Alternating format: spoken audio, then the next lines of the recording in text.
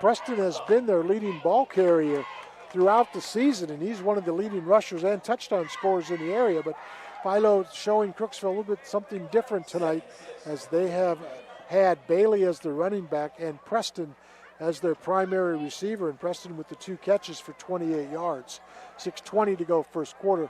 2nd down and 6 for the Electrics. Trying to match the Crooksville score. Lincecum in the shotgun. Will keep it himself. Gets to the line of scrimmage, stacked up, no gain on the play. Big play coming up here, 3rd and medium here for both sides. Crooksville again had a really fast start. Can they get off the field here? Philo, you convert the 1st down, then you're thinking punch this thing in for 7 points and tie this game up. 3rd down for Philo. Let's see where they line up. Preston, again, he has been the dual threat. They keep Bailey in the backfield. Preston will be on one side of the field. Adam Mahon will be the lone wide receiver to the left side for the Electrics, and they'll go with Bailey, and he is short of the 1st down, a gain of just a couple. So decision time coming for the Electrics is it's going to be 4th down for Philo. And as Todd mentioned, can Crooksville get off the field on this one? The 2 running plays that Philo has hit on, it looked like Crooksville misread some keys on both plays, and so when they've played assignment football, they've really played well against the run early in this game. It's 4th down for Philo. 4th from the Crooksville 13-yard line. They'll go straight ahead. They have the 1st down. I believe they will with Preston. So Talon Preston, depending on the marker, looks just to be right there at the marker. Going to be very close, perhaps even a measurement. Like the way running backs need to know when they're in traffic to run with bent knees and drop your pads, and love the way Talon Preston did that to make sure he moved the chains there for a squad. He does get the 6 yards and the 1st down, so it is 1st and goal for Philo. They are at the Crooksville 7-yard line. Clock moving, 4:45 to go first quarter. Crooksville on top of Philo, 7-0. Lincecum under center will try to sneak it across the line. Is he there? He is not. He will be short of the goal line. Picks up 4 on the play, does Jack Lincecum. Yeah, go ahead, Todd. It's one of the benefits of having a relatively a QB that's got some size to him. It's an extra weapon in the QB sneak there, and I like that play call. You go from 2nd and goal at the 6, and now you're set up inside the 2-yard line, it looks like. 2nd down and goal. Adam Mahon, lone receiver to the left side. Preston in the backfield. Bailey, the blocking back for Preston. Lincecum under center, keeps it again. Close to the goal line, no indication yet. Still nothing, and still no touchdown signal. So Preston and company, do they signal touchdown? Looks like they gave it to him, yeah. Yep, so the side judge finally comes in, steps in, and Jack Lincecum gets the scoring touchdown at 4 minutes of the first quarter. So Crooksville's going to have a counter to that on QB sneak situations. Need to bring someone off the edge, so when there's a stalemate, someone can come in and finish the play off. Extra point try coming along the way, and it will be good. So we will stand aside, take a quick 60-second break. When we come back, it'll be Crooksville ball. It is 7-7. Custom Vehicles of Zanesville is the local spot for all car, truck, marine, and RV accessories. From remote starts, heated seats, stereo equipment, lift kits, WeatherTech products, tonneau covers, toolboxes, strobe lights, Rhino lightings, Z-Bart rust proofing, and undercoating. If it can be found online, they can get it. Stop by their showroom today and see how they can use their expertise to enhance your vehicle. Your local real truck preferred dealer, Custom Vehicles of Zanesville, 3619 Old Falls Road, CustomVehiclesZAN.com. Introducing the 2021 Ford F-150 Super Cab XL 4x4, now available at Doane Ford. With very low miles, this truck is ready to tackle any job with its 2.7-liter V6 EcoBoost engine and tow technology package. Enjoy a stylish look with the chrome appearance package and stay safe on the road with Ford Copilot 360 2.0 and auto high beam headlamps. Price to sell, it's an unbeatable deal. Don't miss out. Call Doan Ford, 740-782-1965, or visit DoanFord.com today. Welcome back, everyone. Philo will be kicking off to Crooksville with the score 7-7 here in the first quarter. That extra point, by the way, was Cohen Davis. And Davis will kick off. Nice high booming kick. Fielded at the 5-yard line. Fumbled, picked back up. Crooksville straight up the middle. Come the Ceramics to the 25-yard line. And that is where the Ceramics will set up on their second drive. So not quite the same field position, Todd, they had the first time. So Crooksville probably going to have to open up things a little bit more. Yeah, if you're Philo, you like how you kind of withstood that initial storm here by Crooksville and then kind of swung the momentum back in your favor. So now Crooksville, offensively, you're thinking, let's get a drive going here and let's swing things back our way here. 7-7, Crooksville and Philo. You're listening to high school football on NASH ICON. And Crooksville will be under the guidance of Brayson Hill, quarterback. He will have it. You know, this Brayson Hill is really an outstanding runner for the Crooksville Ceramics. He has picked up yards on the ground, and he is over 450 yards rushing on the season. So excellent running abilities by Hill. That's dangerous, a dual threat guy like that, and then who runs with the balance and the power that he does. And you like to compare the spirit there to keep going when he's carrying some guys with him there. 1st and 10 for the Ceramics. They have it at their own 40-yard line. That's Hill again. He will hand off on the jet sweep, and not much running room that time for the Ceramics. Talon Bailey for Philo made a nice play there to turn that back inside, and then he had believed in his teammates to be there for him. Makes the ball carrier cut back inside, and then the rest of the defense finishes the play there.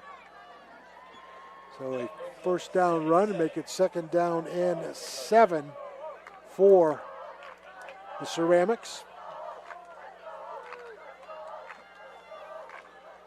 And they will have the football at their own 44-yard line. Back to pass. Is Hill, looks. He will now throw short, has a completed pass, knocked out of bounds, up to the 48-yard line. That is to Cam Potter. So Potter close to the first down on Hill's first pass of the game for 5 yards.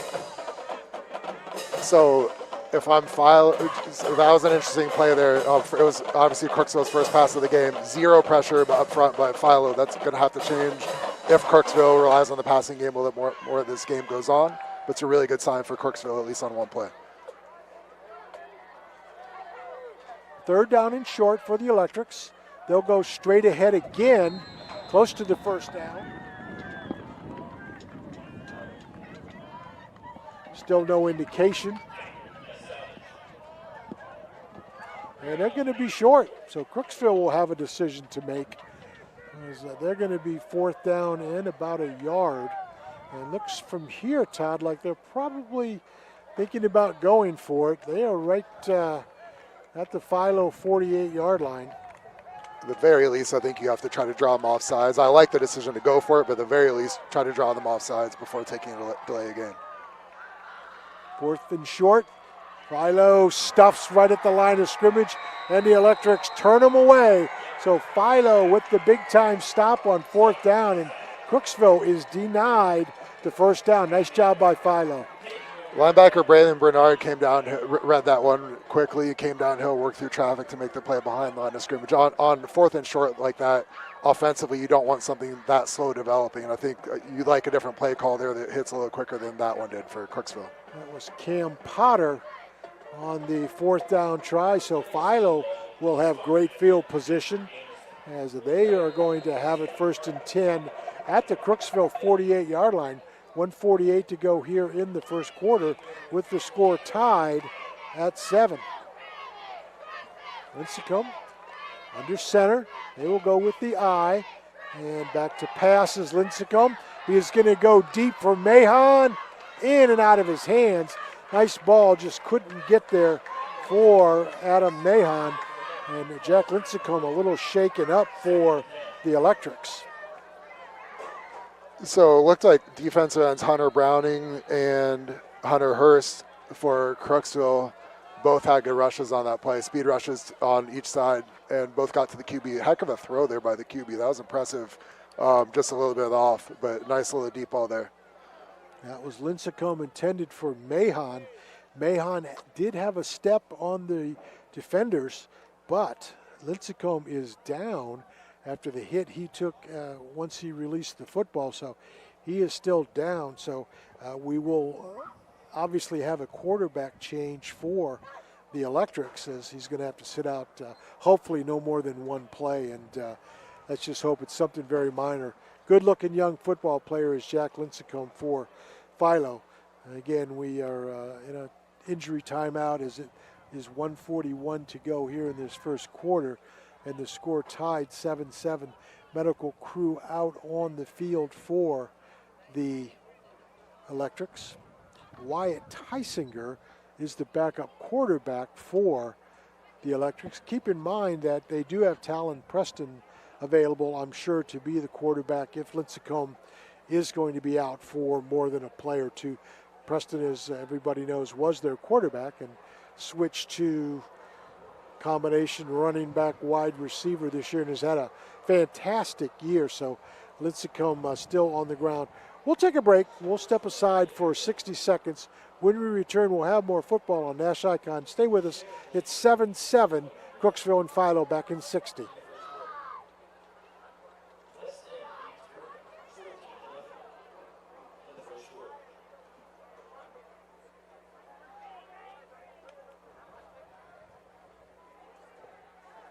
Introducing the 2021 Ford Custom Vehicle.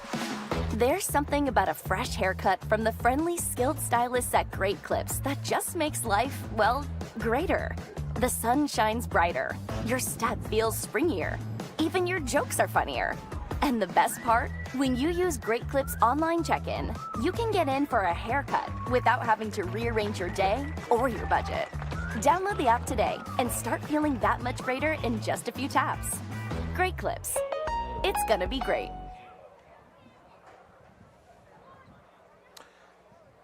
Welcome back, everybody. Jack Lincecum is up for the Electrics, walking off, getting some assistance. So he's going to sit out for, hopefully, again, Todd, no more than a play or so. And it'll be interesting to me to see what the Electrics decide to do. Do you bring in the untested backup Wyatt Tysinger, just a sophomore, or do you go back to the guy who's played the position for 3 years in Talon Preston? It probably depends on how long you think the starter's going to be out for, and if it's because who's been taking the backup reps in practice all week. You'd probably go to that guy in the short term, but if Lincecum's going to be out for a while, then maybe you go back to Preston. All right, we'll find out as Preston is under center, and he will hand off. Nope, he'll have the football, and Preston has the first down, and he's still on his feet, knocked out of bounds, but gets a gain of 17 for Talon Preston. Nice cut outside. It looked like the Crooksville defensive line had that thing balled up inside, and then he had Preston had a nice vision to bounce it outside and stick his foot in the ground and make a big play. 1st and 10 for Philo. They are moving the football. They are at the Crooksville 30-yard line. And let's see. They keep Preston and Bailey in the backfield. It's going to be Preston again. Big hole, close to the first down, knocked out of bounds, but not before a gain of 12. You know, I've seen Philo this year. That guy runs really hard, really well. He hits the hole and just explodes. Talon Preston is really a very impressive running back. This is my first time seeing him. He is an impressive kid. And when you've also got a left tackle, Christian Long, he's a sophomore, 6'7", listed at 355. Ran right off of him on that play. So we'll see if that's a trend that continues. And it'll be Bailey and Preston in the backfield. Mahon is the lone receiver on the left side. And it will be Preston again. Again, good running room down inside the 15-yard line down to the 11.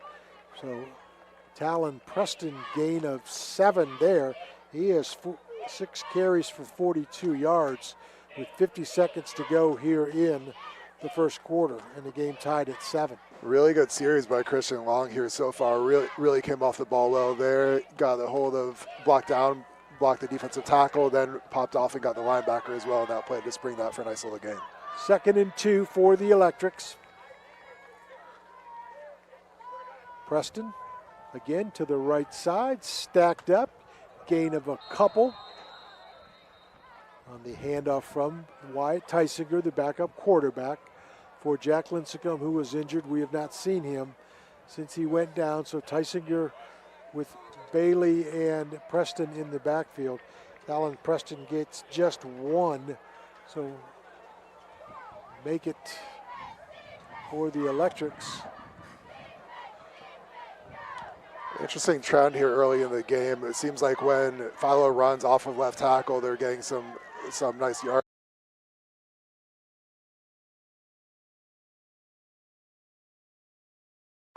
Goes to Preston again. Preston down to the 1-yard line. Gain of 6. So a steady diet of Talon Preston. And we have reached the end of the first quarter. So after 1 quarter of play, it is Philo 7, Crooksville 7. We'll be back in 60 seconds. Gregg Motor Sales, located at 2840 South River Road in Zanesville, would like to wish all the local high school athletes good luck with their upcoming season. At Gregg Motor Sales, they sell used cars starting at $39.95 and up and have financing options available. If you're looking for your next affordable and reliable car, give Gregg Motor Sales a call at 740-454-7060 or visit their website, greggsmotorsales.net. Patrons Buckeye Mutual Insurance Company is a proud supporter of high school football. Contact one of the 42 agencies writing for Patrons Buckeye for a quote from your local insurance company covering Ohio. Whether you need coverage for your home, mobile home, cabin, seasonal home, a garage, or even farm equipment, Patrons Buckeye Mutual Insurance Company is located in Caldwell, Ohio, and can help. Visit our website, patronsbuckeye.com.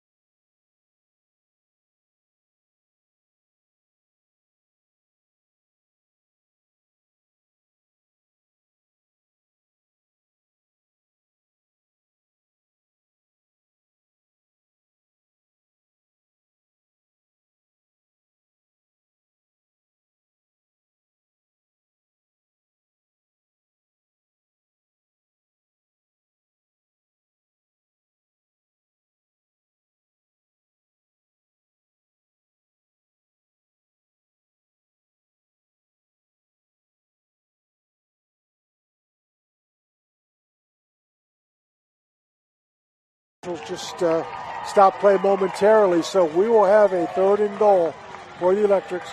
Bailey and Preston in the backfield. Clock is moving. Under center is Tysinger. Tysinger hands to Preston. Preston not there. Gang tackled.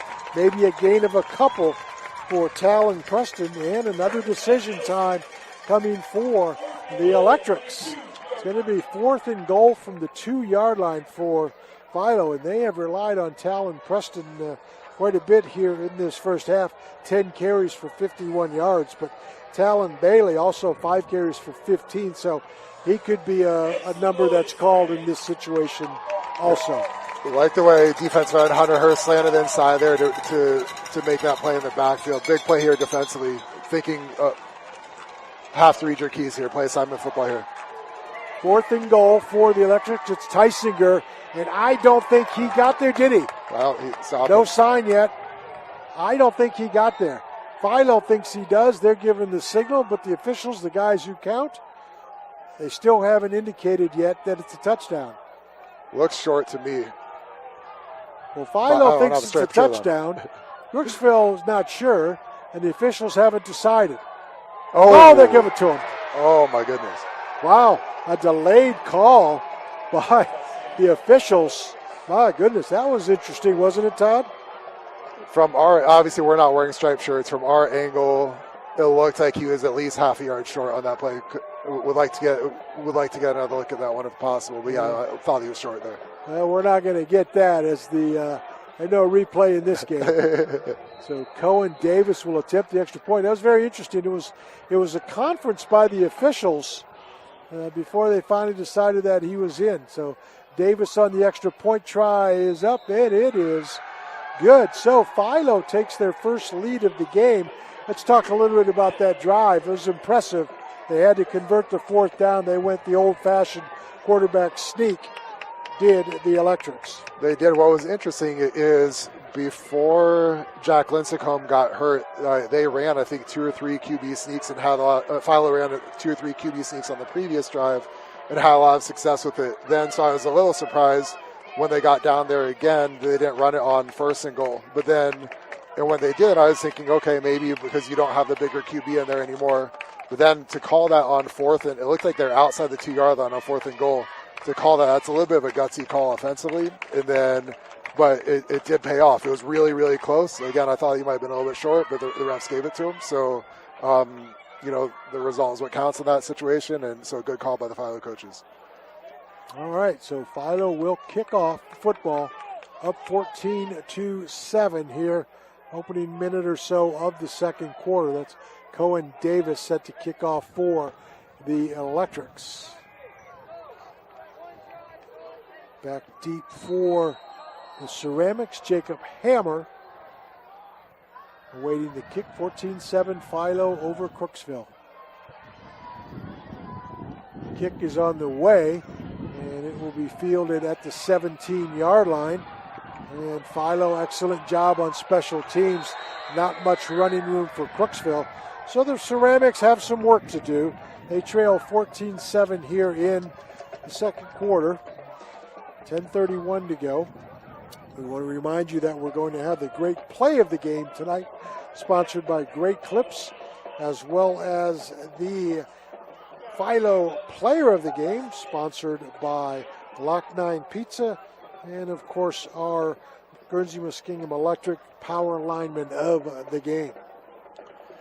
So how does Crooksville bounce back? Philo bounced back when they were behind the 8 ball early in this one, and now Philo's gotten 2 scores to go up ahead. And how is Crooksville going to respond? Back to pass, and nothing going on there for the Ceramics. Nice speed rush there by defensive end for Philo, Mason Runkle.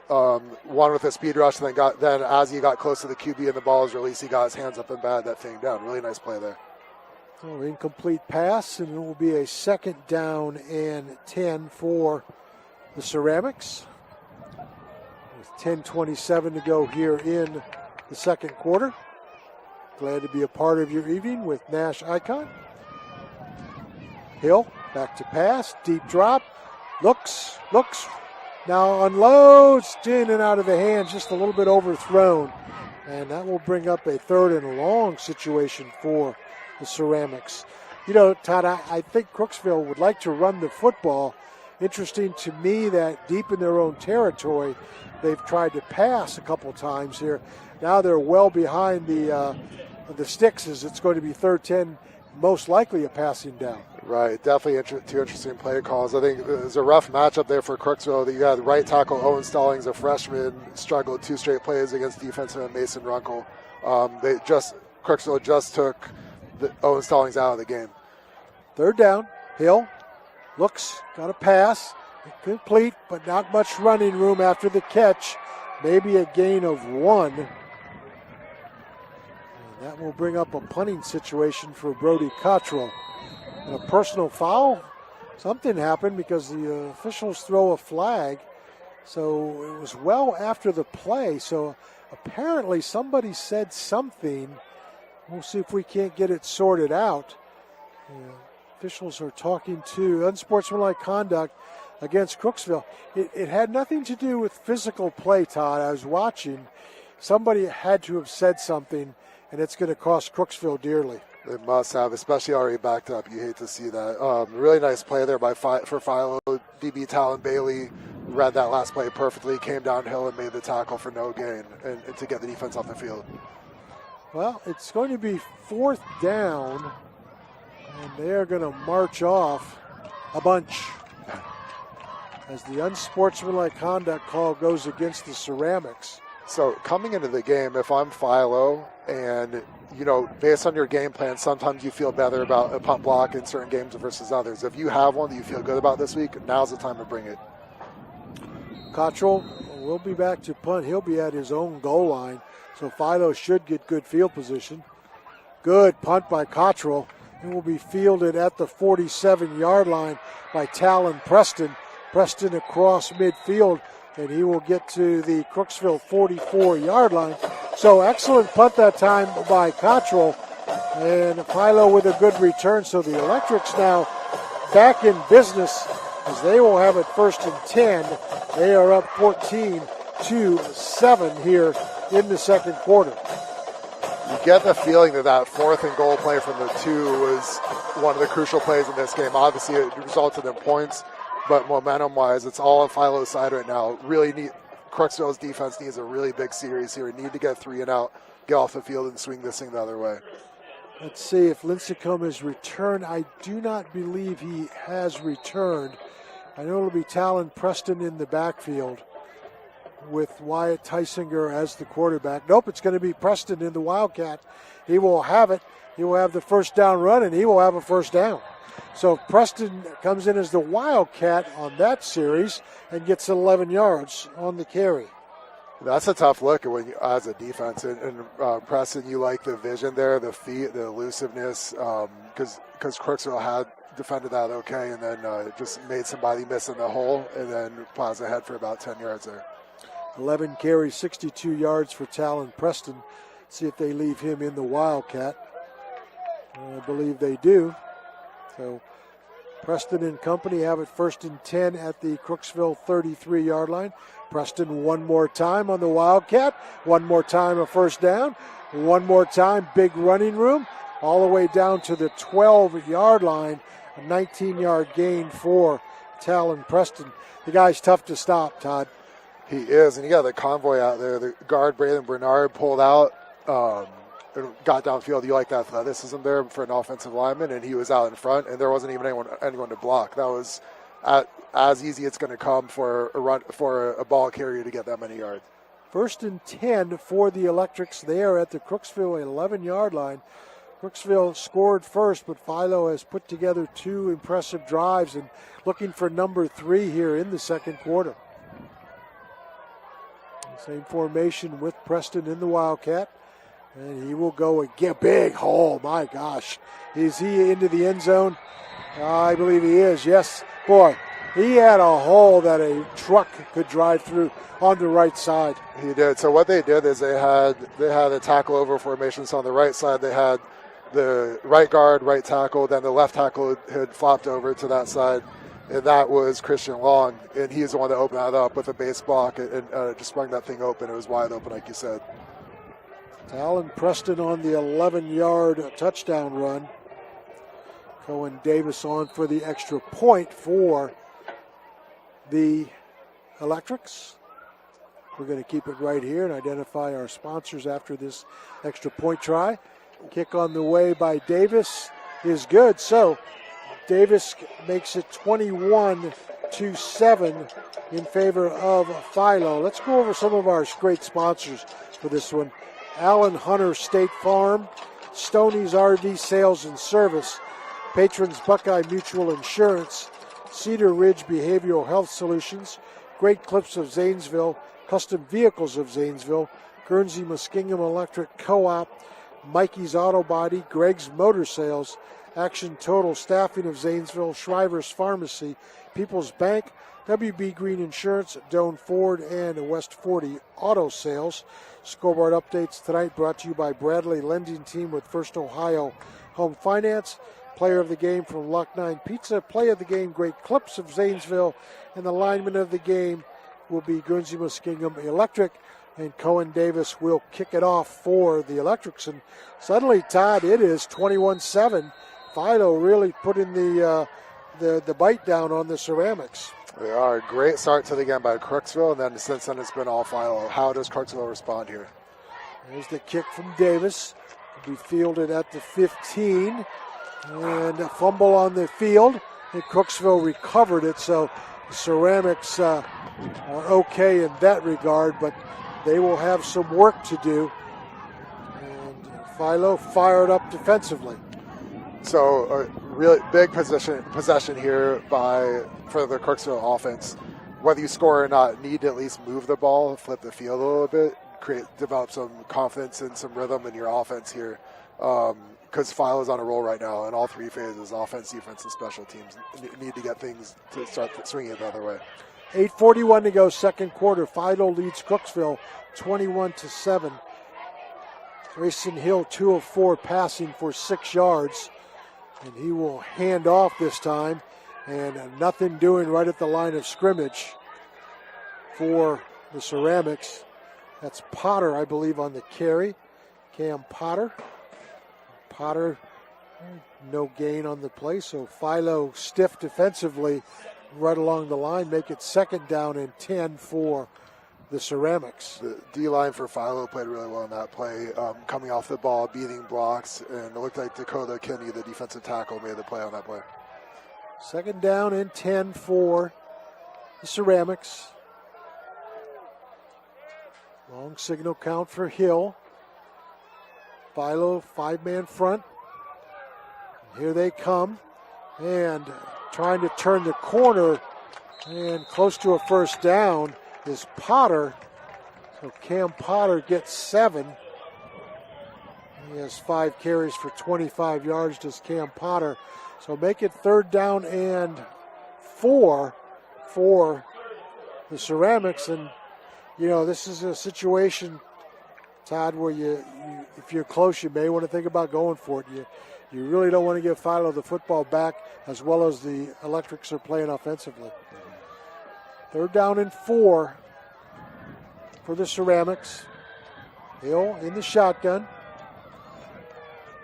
He will hand again to Potter. Potter, no gain on the play. And that brings up the fourth down. Now I think you probably have to punt it away. Do you not?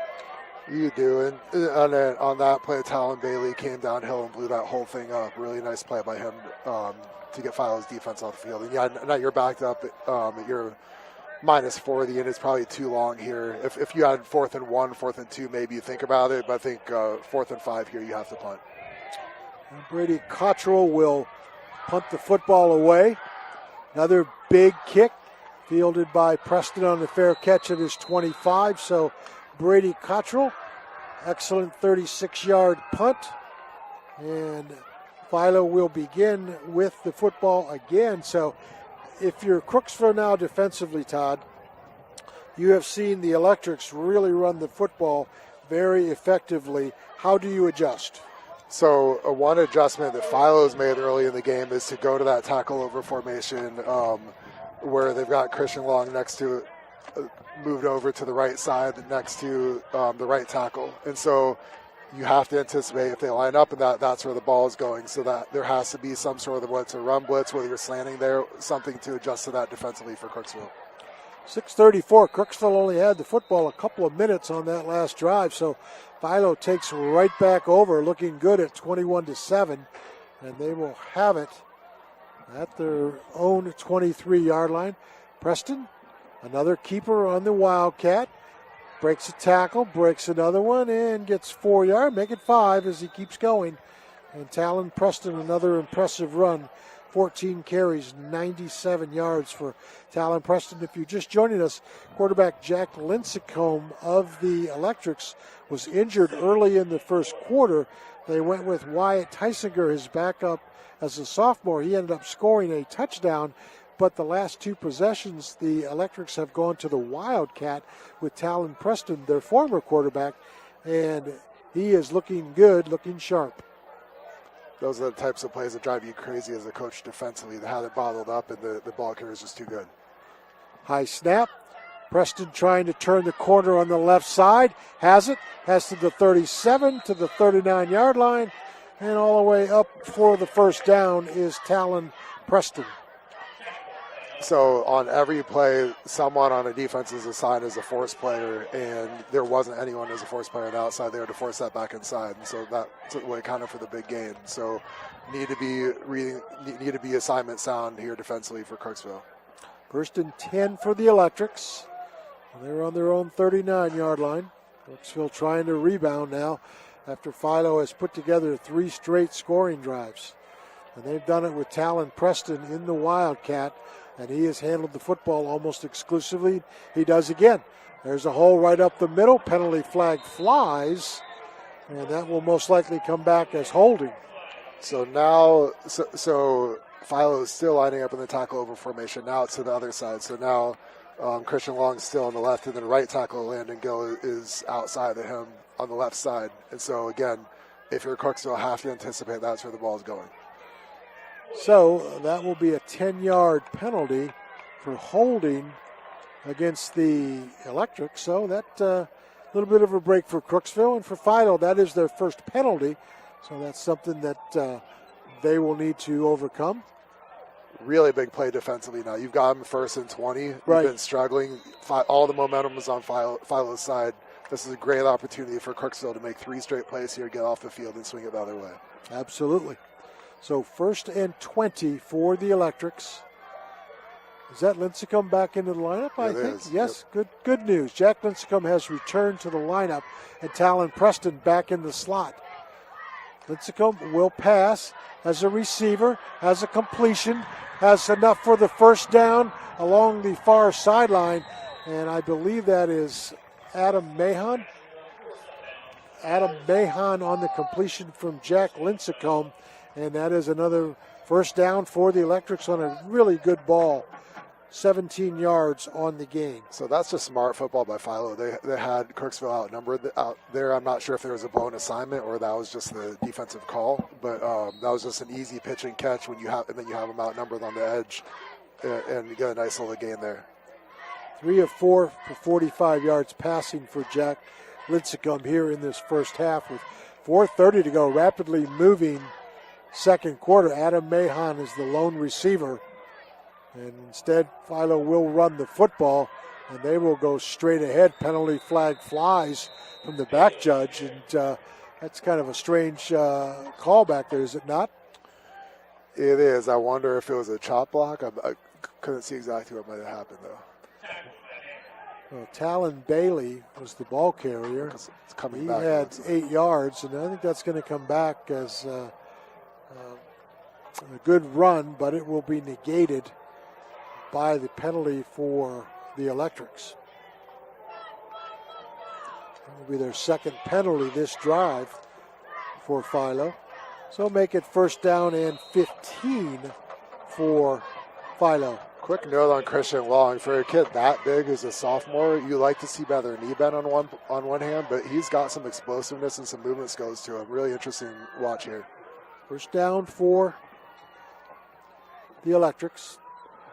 Back to passes Lincecum, looking for Mahan. Nearly intercepted. Excellent coverage that time. Double coverage on Mahan. Great job by the secondary. Corner Eli Sprinkle made a really nice play there. Good coverage, as you said, and then love the ball skills. When the ball went up in the air, he took the approach that this is my ball, and he almost got a pick on that play. But really nice way to stay with the receiver and then read the ball and knock it away. Good ball that time, but double coverage on Mahan. So give Crooksville credit, and incomplete, so it will be second and long for the Electrics. They are on top 21-7, 3:55 to go here in the second quarter. Mahan remains the lone receiver. High snap, and Lincecum lucky to get it away to Talon Preston. And Preston maybe back to the line of scrimmage. Looked like Lincecum just threw it up for grabs. He did. I think it was forward, which takes the risk out of it if you don't complete it. But still, almost would like to just see the QB on that one. You don't like to take a risk with the ball, especially when you're at 21-7. But so now here we go. So third and about 18 to. Right. You had mentioned earlier when Philo had the football and Crooksville had them pinned back, that it was a great opportunity for the Ceramics. Very similar circumstances. If they can get off the field here, they should have decent field position. However, we will get a timeout as Philo decides to take it here in this first quarter. So let's kind of delve into those things, Todd. If you're Philo and you got this third and long, no doubt passing situation. If you're Crooksville, you double covered Mahon, you got to watch for Preston trying to get the ball in the backfield or in the short area to get it and go. So really big play here for Crooksville defensively. You need to get a stop. If I'm Philo, I'm honest. Yes, it makes sense to pass the ball, but third and long, with the way the game's going, you're outplaying them. The last thing you want is for Crooksville to make a play to put momentum back on their side. So my play right here, I'd run a screen pass to Talon Preston. Get the ball in the hands of your best player with a really safe play call on one hand. On the other hand, he's got the potential to make something happen, even if it's not there, and get the first down or get close to the first down and give you a shot to go for on fourth down here. Here is the situation. It will be third down and 18 to go for the Electrics. They are on their 44-yard line. They are on top 21-7 here in the second quarter from Crooksville Ceramic Field. And let's see what the Electrics decide to do following the timeout. Lincecum in the shotgun. Preston's in the slot here. Here comes Crooksville. Blitz is on and got it. Preston over the middle. There he is, has the first down and all the way down to the 30. That's the guy you got to watch. And that's his pitch and catch. He's in the slot, and no one was within 10 yards of him. He just comes off the ball with an easy slant route, and then Lincecum puts the ball on the money for third and 18. You can't give that up defensively, and Crooksville just handed that to them essentially. So a big gain that time by the Electrics, and they have the first down. And boy, that is twice Crooksville has had Philo on third and long, and twice Philo has converted. First and 10 from the 30. It will be Preston. Preston, big hole, gets about 7. And that's so. And don't forget the fact how demoralizing that can be for a defense when it's third and long. You know you're itching to get back in this game. You want to make a play, and all of a sudden the offense converts, and now you're still on the field. You're tired, and momentum's all on their side even more so. So really, someone for Crooksville has to step up right now and make a play.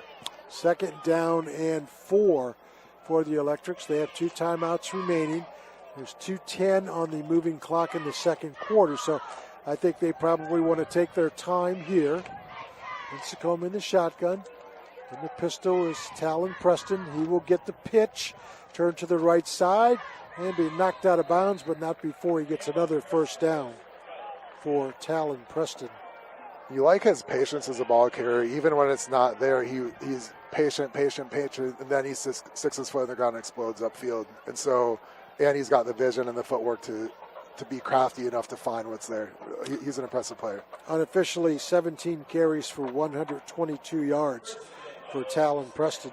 He's also caught 4 passes for 55 yards, so well on his way to at least 200, 250 yards, all-purpose yards tonight.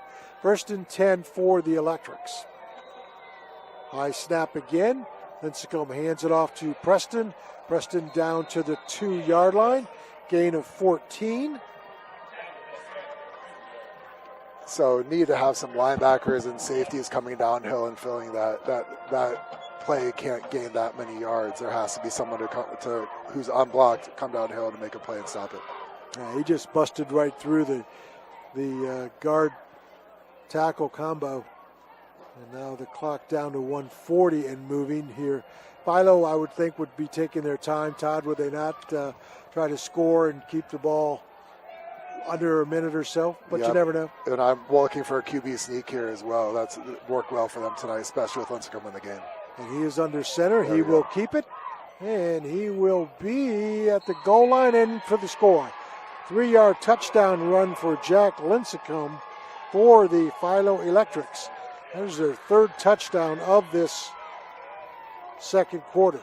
So on the QB sneak, Crooksville's defensive tackles are actually playing that well. What's happening is no one's coming off the edge. So when there's nowhere to go and Lincecum is bottled up, there's no one to come and make a tackle on him. And I don't know why those guys aren't shooting down inside to make a play on that. Cohen Davis will attempt the extra point. Yep, penalty flag flies. I think maybe somebody jumped a little bit prematurely. Yeah, illegal procedure goes against Philo, so back at 5 yards for the Electrics, and Cohen Davis will re-kick it with his leg. I don't see a problem. Had a big leg. He does. Crooksville's actually gotten a lot of pressure on him. They haven't been able to block one yet, but they've come close on just about every kick he's had. So it's going to be interesting to see if there's an adjustment Philo can make to make it kind of a safer kick, or if that's going to be something that continues as the game goes on. All right, so Cohen Davis on to attempt the extra point. 5 more yards. Here comes Crooksville again. Looks like they jumped offside. Does it not? Extra point is blocked. So we'll take a break. Back in 60 seconds. It is 27-7 Philo. At People's Bank, we're more than just a bank. As a community bank, we are committed to where we work and live, giving back to the organizations you care about through sponsorships, donations, and volunteer hours. When you bank with People's, you're not just a client. You're part of a community of neighbors helping neighbors. People's Bank, working together, building success. Member FDIC. Visit us at pebo.com. Shriver's Pharmacy is a proud supporter of Ohio high school sports, wishing all area athletes, coaches, and parents a healthy and successful season. When you play, play with heart. Local and independent since 1979. Shriver's Pharmacy, because we care.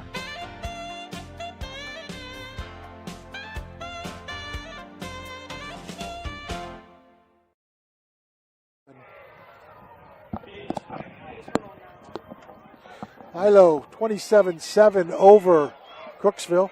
Cohen Davis set to kick off for the Electrics. Wagner and Hammer back deep for the Ceramics. And boy, 27-7 after Crooksville had put the first 7 points on the board. Another big kick by Davis, fielded at the 14-yard line by Wagner. And he is up to the 30, 34-yard line, knocked out of bounds. So Crooksville now, 1:10 to go here in the second quarter, Todd. 3 timeouts. You're not really a passing team. Do you start to throw it in the air, or do you say, okay, let's keep it on the ground, see if we can get something, regroup at halftime, or do you take some chances? So Crooksville gets the ball first to start the second half. So I think the worst case scenario for Crooksville right now is we go into the locker room at 27-7. I think I would try maybe a screen pass or something you feel comfortable, a makeable short completion. See if you can break some tackles and make a bigger play, and then if not, then you start to let the clock run out. But I think that would be the approach I'd take offensively. Brayson Hill in the shotgun. He will hand off. And not much running room right up the middle is Potter. Gain of 3 on the play. They're not calling timeout, but they are hurrying to the line of scrimmage here. So interesting decision. Make it second down now for the Ceramics. 2nd and 7. Hill, deep drop. Has a completion. Good enough for the first down. And nice job that time by the Ceramics. They get the completed pass to Riley Wagner of 9 yards and the first down. Brayson Hill had a chance to get his feet set there. He was confident and deliver the strike. The way to move the chains there. Need to up tempo here to move the ball into scoring position. 1st and 10 at the 44-yard line. Clock moving down to 30 seconds to go. Here comes Philo on the blitz, and nowhere to go is Cam Potter. Maybe a gain of 1 on the play that time for the Ceramics. You said they brought the blitz with Peyton Byers, and he blew that thing up for a short game. And now Crooksville will take a timeout. So, Todd, that's going to give you an opportunity to say, okay, what do we got cooking in the last 21 seconds? So, if you're going to, interesting to call a timeout now when you let the clock run down as far as you did. So now, though, Brayson Hill showed that he he showed some comfortability throwing the ball when he gets his feet set. So Philo's going to obviously be making sure nothing gets over their head. Would love if you could hit maybe something. You still have 2 timeouts left and the clock stops on a first down. If you can hit something going over the middle and have a receiver break some tackles, get 20, 25 yards, then you have one more play to possibly get into field goal range. But again, need to be. Last thing you want to do is commit a turnover and let this thing get out of hand. Brayson Hill is their leading ball carrier for the Ceramics. He has only rushed the football 2 times for just 20 yards is pretty good, but just 2 times here in this first half. He may take off on his own. Whistle stop play as I think they ran out of play clock. You can see the Philo defensive line is pinning their ears back here. I would. Seeing that, I'm even more tempted to lean towards a screen pass here. Take advantage of that, get them upfield, see if you can pop one. Ball start goes against the Ceramics, so make it 2nd down and 15 for Crooksville. Back to passes. Hill, here comes Philo. Oh my gosh, almost picked.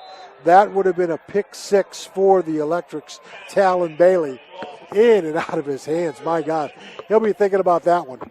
I actually like the play call. They had it set up. They had the Philo defensive line getting upfield. They had the screen set up, and there was plenty of room to go. And then I'm not sure what Brayson Hill saw there, if the ball slipped out of his hand, or that was just either not a good decision or not a good ball. I'm not sure what he was thinking on that. I know what Talon Bailey saw. He saw the end zone. 3rd down and 15 for the Ceramics. They'll run it again on the ground. That is Cam Porter. And not much there. I like the call here. Philo calling a timeout. Force Crooksville to execute the punt again. Maybe the snap's bad. Maybe you get a punt block. Maybe you get a big return. Why not? I like the aggressiveness defensively for Philo. That was Eli Harvey actually on the carry, gain of a couple. So Philo takes the timeout. They have 1 left with 12 seconds to go. I'm thinking if you're Crooksville, probably your chances of completing the first down pass are not good. Run it, make Philo take their final timeout, and then punt the football away. Well, actually now with 4th down, Philo does take the timeout, so I stand corrected. Thank you. And Philo will have to punt with Brady Cottrell. So Philo, depending on the punt return by Talon Preston, could have pretty good field position with 1 timeout remaining. If you're Crooksville, you have to think they're going to bring the house here. So have to have a max protect on the punt, and your punter has to know, just get the thing away. It doesn't have to be your best punt ever, just have to get it off here. This will be Brady Cottrell's 3rd punt from his own 40-yard line. Kick is on the way, high kick, and that will settle at the 32-yard line and be marked out of bounds.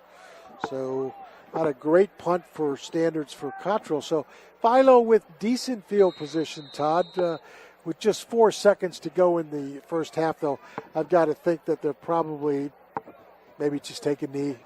Probably. It was interesting that Philo didn't go for a block on that because there isn't anything to lose. If even if you rough the punter, then there's still very little time for Crooksville to score. So there's virtually nothing to lose, and you might get a big play and set yourself up for a field goal to end the half. So I was surprised that Philo did not go for a block on that play. All right, so 4 seconds to go here in the second quarter. Let's see what Philo elects to do. Keep in mind, we've got a great halftime show coming up featuring Brett Klein. Stick around for that. It will be Preston. Preston will hand back off to Mahan. Mahan has open field, and he will be across the 50 and then gain 14, and that's where it will end. So the Philo Electrics and Adam Mahan do pick up a 13-yard carry for the first down, but that will end the first half. So Philo with a very impressive first half, Todd, as Crooksville goes to the locker room down 27-7, obviously with some work to do. But coming back to the halftime show, we have a great production again with Brett Klein and his crew putting things together that hopefully you will enjoy. So before we go to that, Let's remind you that this game is sponsored by Greg's Motor Sales, Action Total Staffing, Shriver's Pharmacy, People's Bank, WB Green Insurance, Doan Ford, West 40 Auto Sales, Mikey's Auto Body, Guernsey Muskingum Electric Co-op, Custom Vehicles of Zanesville, Great Clips of Zanesville, Cedar Ridge Behavioral Health Solutions, Patrons Buckeye Mutual Insurance, Stoney's RV Sales and Service, and Hallen Hunter State Farm. So we'll take a break, head to the studio for Brett Klein's report. We'll come back in a bit with stats and information. So stick around. It's 27-7, Philo over Crooksville at the break. Welcome to the ABC Sports Halftime Show. It's week 6 of high school football. I'm Dave Hilliard, along with Brett Klein. 4 games tonight on the ABC slate. Brett, 3 video games. That is correct. So you can always catch our video games at YRP TV YouTube channel. Tonight on YRP TV, Fort Fry, the Cadets, and it's Fort Fry just being Fort Fry. They lost week 1, but they are rolling again. The wing T machine that they are. They are at Caldwell tonight. That's also on WBNV 93.5. And the Cadets, when they get the wing T rolling, they're hard to beat, and they are just on a roll, and I would look for them to make yet another playoff run this year. I would say so. I mean, any defense, if you're going up against the wing T, 1 second's going, that is very difficult to put a stop to. Exactly. A game just on the radio tonight on WILE 97.7. We've got East Liverpool visiting Cambridge, a 1-4 versus an 0-5, Brett. There's not... I'm not going to say it's the most appealing game in the world, but it's winnable. It is. One of these teams is going to win. They're going to get either East Liverpool a second win, or Cambridge could finally break the losing streak that they've got going right now. So hopefully the Bobcats can put it together and maybe steal one tonight. I agree. You know, Cambridge, they haven't had much success offensively or even defensively. You know, a lot of teams putting up a lot of points against the Bobcats, but coming up against the 1-4 Potters, I think that this is going to be one of the chances Cambridge has to come away with their first win on the season. And an intriguing game down at Crooksville tonight. Philo, the Electrics, take on the Ceramics, 2 of my favorite nicknames in the world right there.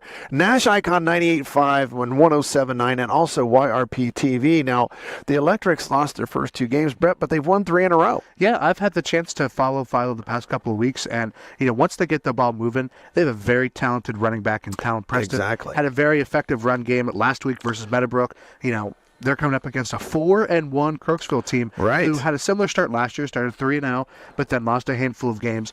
But I think Crooksville is trying to make, you know, a good come up, especially coming off of a win last week versus Morgan. Now, it was not a league game per se. It was a crossover game, but it's the first time that Crooksville has beat an MVL opponent since 2020. So congrats to the Ceramics. They're off to a great start. And again, we'll start looking at those playoff things coming up, and Crooksville possibility as a playoff team if they can win a couple more games. And our last game tonight, John Glenn takes on the Meadowbrook Colts in an interesting one, I believe. Kind of a backyard brawl, so to speak. That's on KC 105 and also YRP TV. John Glenn lost last week, so did Meadowbrook, so both teams trying to rebound after some disappointing losses. Yeah, John Glenn going to overtime with the Sheridan Generals. A very good game to, you know, watch, be a part of, and everything else. Meadowbrook coming off of a loss to Philo. They kind of had Philo's run game just kind of stuffed out to them. There were 2 Talons on Philo, and I said on the broadcast, Philo's Talons were dug deep. Their talons were digging deep. Yes, and they were a very, you know, hard-nosed football team, giving Philo the win over Meadowbrook. But we're going to see how that plans out tonight. Well, we've got something a little different this week planned. We do have something different. We've been through half of the season. We're in week 6 tonight, but we decided we would come up with something a little different. Brett, I'll let you explain what that is. So we've kind of went through and we've picked one play from each of the 5 weeks that we've covered here on AVC Sports. And what we want you to do is go to our social medias, AVC Sports. You can find us on Facebook. Go to our social media. There will also be a spot on our website and a handful of other places. We have 5 plays selected. We're going to play them here in just a second. We want you to vote on what play you think is the best play from the first 5 weeks. Now, we have a handful of, you know, we have touchdowns, we have record setters, we have interceptions. We got it all. Big plays. We have a good bit of variety, and we want to get these kids noted. So go to our social media page, ABC Sports. Look for our poll of which play. If you want to watch the plays, we're going to play them here in a second. Clips will also be available on this poll as well. And we're going to make a vote. The poll will be open until a little bit later in the following week so we can get some time for people to vote. But I think people should go ahead and vote for their best play of the first half of the season. Well, we'll take a quick break right here, but as Brett said, take an opportunity to vote for your play of the week when you see these plays. And then when we come back, we'll talk a little bit about that and what happened last week on the ABC Sports Halftime Show. Third down. He's got to throw it again. He's got a man out there wide open. That's House. House down to the 30, the 20, the 15, the 10. Touchdown, Zips. There's your answer. That's a big one right there. And I'll tell you what, third down, half yard to go. The Wildcats are sitting on the run, and, man, they got burned. Katie Arnold will be the extra point performer. Let's hope a little bit better success. Bad snap. And good! Woohoo! So Katie Arnold makes the extra point. And the Colts, a lot of things to cheer about right now. And Conkle up under center. Fakes the handoff, rolls to his right. Now he's going to run with it. Still fading, trying to get some room. He finds some room. He's going to let it fly down the field. And it's intercepted. What a catch. An unbelievable effort. Oh, a great catch. Jake Johnson made an unbelievable effort to intercept that pass. And John Glenn gets the football right back. And we talked before we went on the air tonight, one of the guys that I really said that we should be watching tonight is Jake Johnson with a one-handed interception. What a catch. That was amazing. It's a very warm evening here in Eastern Ohio. It's week 5, but it certainly seems like week 1 again. It always seems to be warm on that first week of the season, but it just continues, and it is dry. But we're playing on turf here at Southtown. Rock throws it deep down the sideline, and a fantastic one-handed catch down the sideline. Landon Iden is going to be out of bounds at the 6-yard line. Snap on the way. Back to pass. 3-step drop. Looks, can't find anybody. We'll find a man now. Finally, drop. No, it's picked. It's picked. That may go the entire distance for Talon Preston. Preston down to the 40, the 30, the 20, 10. Say goodnight. Talon Preston, a 99-yard interception return. Talon Preston for the Electrics, and lightning just struck from Sam Hatfield Stadium. Hey, this is Brett Klein with ABC Sports and the ABC Sports Halftime Show. Make your vote for the top player of the first half of the year by going to yourradioplace.com and going to local sports news to vote today. ABC Communications is your one-stop destination for all your marketing and communication needs. Whether you are a small business or a large corporation, our expert team specializes in creating customized solutions that drive results. From radio advertising and digital marketing to graphic design and event promotions, we've got the tools to make your brand stand out. Locally owned and operated, ABC Communications is dedicated to helping you connect with your audience and grow your business. Trust us to take your marketing to the next level. Welcome back to the ABC Sports Halftime Show. Dave Hilliard, Brett Klein. Week 6 of high school football. And Brett, let's talk a little bit about last week. Maysville, they scored with less than a minute to go, the game that I was broadcasting. They beat Coshocton 20-13. Looked like Coshocton was going to pull out their first win of the season. They scored with 2:20 to play. A touchdown run by the quarterback there, Colton Conkle. They took a 13-12 lead, but Cade Rock, he did his thing with his feet and his arm. He was the Lock 9 Pizza player of the game in that one, as he directed a touchdown drive to give Maysville their second win of the season, 20-13. Yeah, that game was exciting to watch. We had it on WirePTV, so visit yourradioplace.com to watch that. If you'd like to see it again, right? Absolutely. Coshocton made it close. I mean, it was what, 13-13 or 13-12? One of the 13-12. They took the lead there. So it was a close battle all throughout. So we go a little bit further towards Cambridge. We're not to Cambridge yet, but we make a stop at New Concord. We're going to talk about the Sheridan Generals and John Glenn Muskies. Holy cow, what a game. Overtime. That game went into overtime. 17-17 tied after 4 quarters. Close game all throughout. We get to overtime. Sheridan scores first. John Glenn gets the ball. Not able to score. So, in terms of an MVL battle, that was a battle. And unfortunately for John Glenn, Sheridan has beat them 15 out of the last 20 times they've played. Ooh. Yeah, that's got to be tough. But yes, a very good overtime game and a good win for Sheridan Jones to come on top. A tough beat for John Glenn, looking to recoup this week. And you were at the Philo Meadowbrook game. Yeah, that's our next game. So the Colts made the trip over to the power plant. I don't know if the stadium's the same Hatfield Stadium, but it's close enough. It's all close enough. All the same. It's electrics. It's all good. Oh, yeah. So Philo's run game, Dave, very dominant that game. Yes. Their offensive line just kind of controlled the game. A bunch of big plays, a 99-yard pick six from Talon Preston, which you just saw. Right. Be sure to vote for that for the ABC Sports first half of the week. We look at, how Meadowbrook handled it. Justice Huey, he looked very effective in that game. He looked comfortable in the pocket. It was a good game to watch. However, Meadowbrook's offense, a combined 6 turnovers. Not good. If you have 6 turnovers, you're not going to win the game. Exactly. That's exactly what happened. Philo winning 51-22 last week. Now, if you happen to travel to Philo, I like stopping at Lock 9 Pizza. They're our sponsors for our player of the game. And, man, great food, great people. You can even watch the games in there. They show them on the TVs. I would talk a little bit about the Bel Air Cambridge game. Bel Air, 26-6 win, and they keep Bobcats winless on the season, unfortunately for them, as we talked to the Bobcats coach on our halftime show before. He's working hard. The kids are working hard. Eventually, there's going to be a W come up here for the Bobcats. Unfortunately, it was not in that football game. Now, Monroe Central, wow, the team to beat maybe. Well, you say that, but we look ahead, and there's going to be a pretty good matchup in Woodsfield coming up in a couple weeks. Week 8, that's coming up. Barnesville undefeated. They just keep rolling. They shut out River 63-0, and that's a big win. That's a huge win, and that's the River. That's the school of Mike Snively. They just dominated them.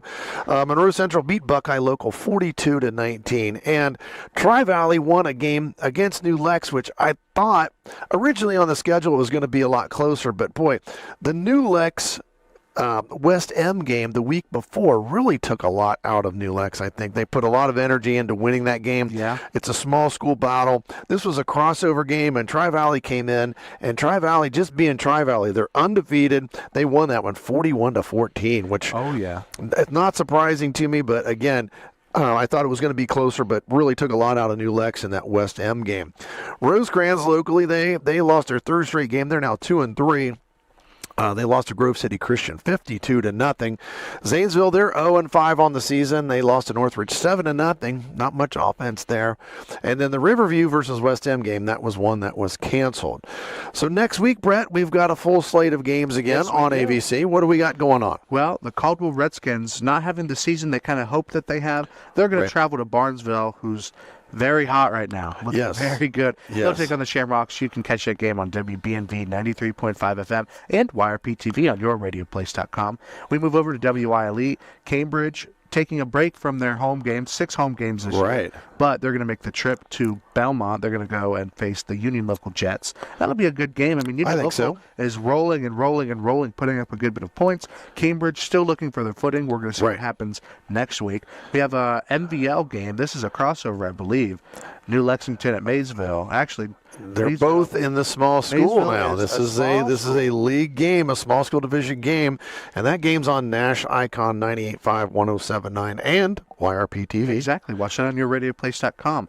Monroe Central, man, we're previewing 2 teams in Week 8 and Week 7. How about that? Yes. Monroe Central making the trip to Sarahsville to take on the Shenandoah and Seps. That game will be on Kicking Country, KC 105, as well as YRP TV, yourradioplace.com, and one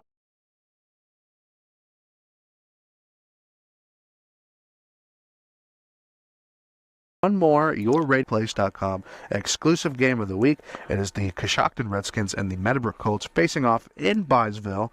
Again, that game is only YRP-TV, yourradioplace.com. Check it out for any of the games that we have going on, anything that we've done in the past, anything we have upcoming. You could watch it there. And if you're not sure, you can always check out our station's website. It's yourradioplace.com. Go to the sports section. You can always find a list of the games that we're going to broadcast, that we have broadcasted, and also links to our video streams, which we love doing the video games. That's something that we exclusively do in this part of Ohio.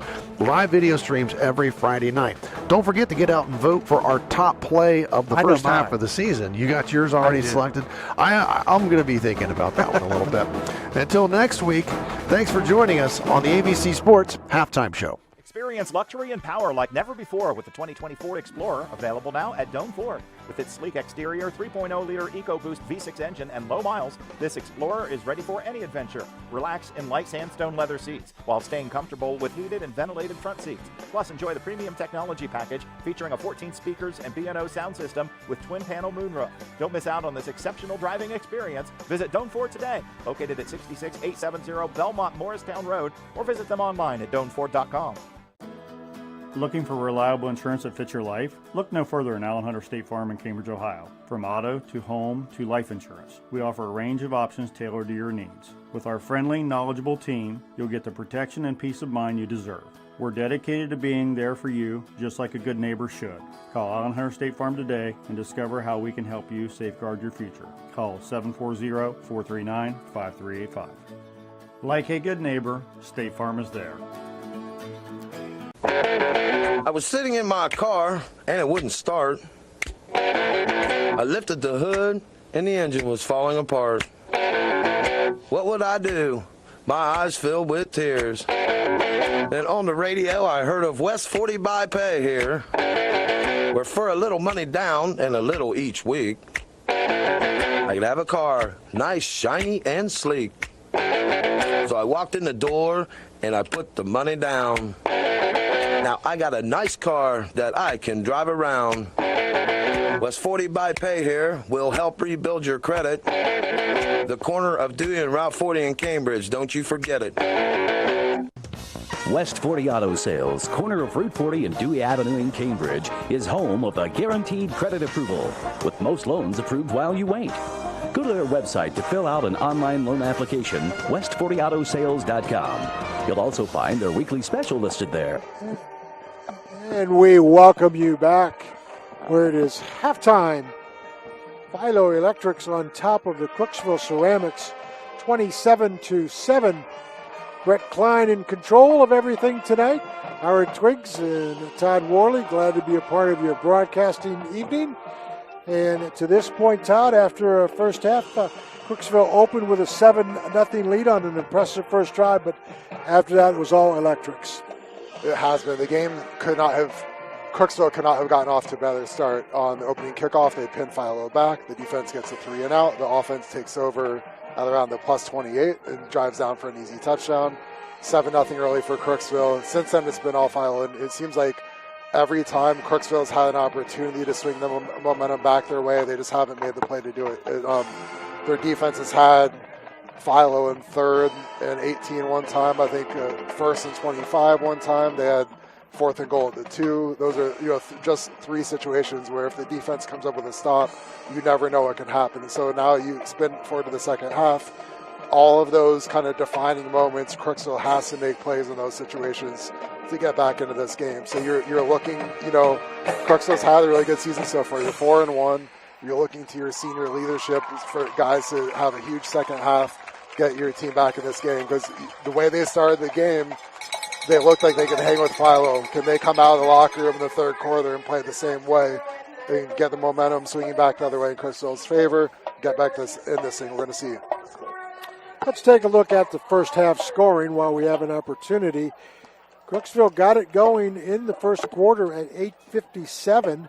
Cam Potter had a 1-yard run.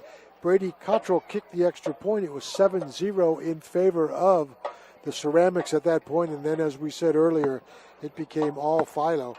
Jack Lincecum had a 3-yard run at the 4-minute mark of the first quarter.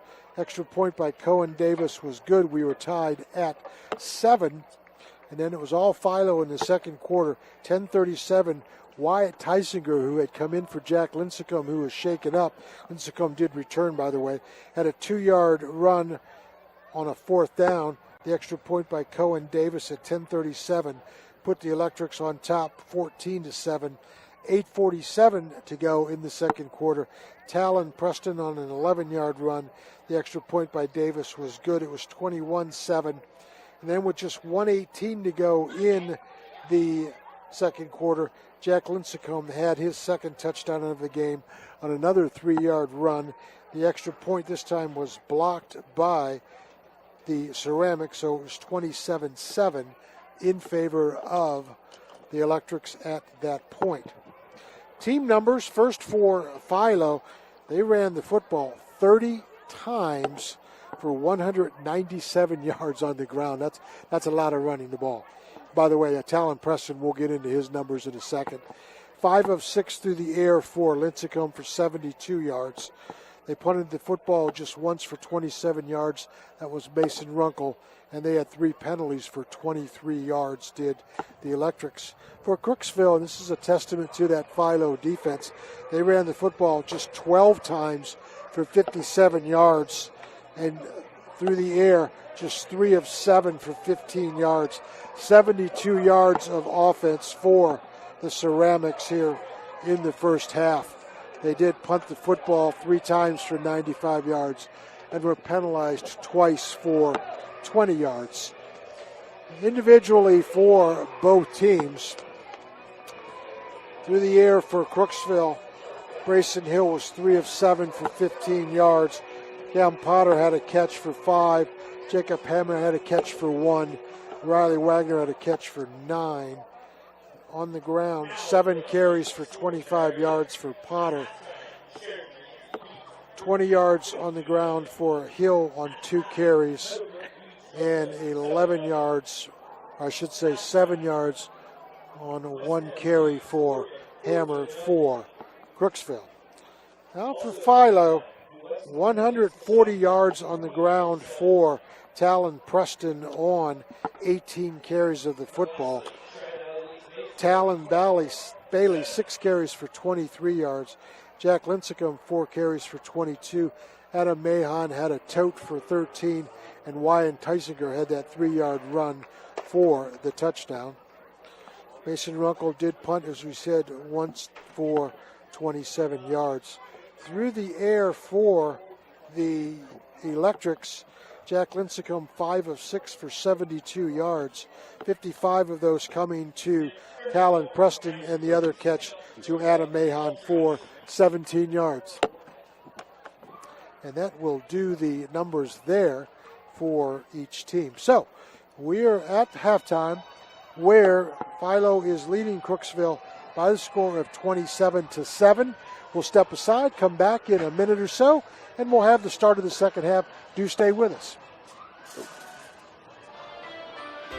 Shriver's Pharmacy is a proud supporter of Ohio high school sports, wishing all area athletes, coaches, and parents a healthy and successful season. When you play, play with heart. Local and independent since 1979. Shriver's Pharmacy, because we care.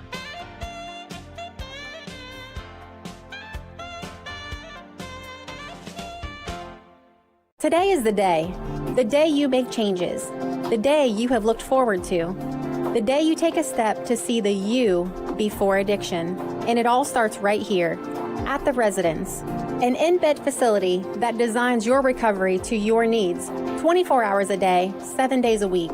I'm Crystal Reynolds for Cedar Ridge Behavioral Health Solutions. Our approach is personal, and it is as individual as your needs. We are here for you.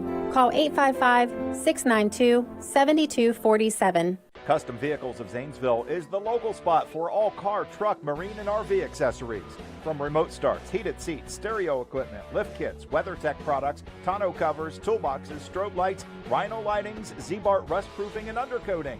If it can be found online, they can get it. Stop by their showroom today and see how they can use their expertise to enhance your vehicle. Your local real truck preferred dealer. Custom Vehicles of Zanesville, 3619 Old Falls Road, CustomVehiclesZAN.com.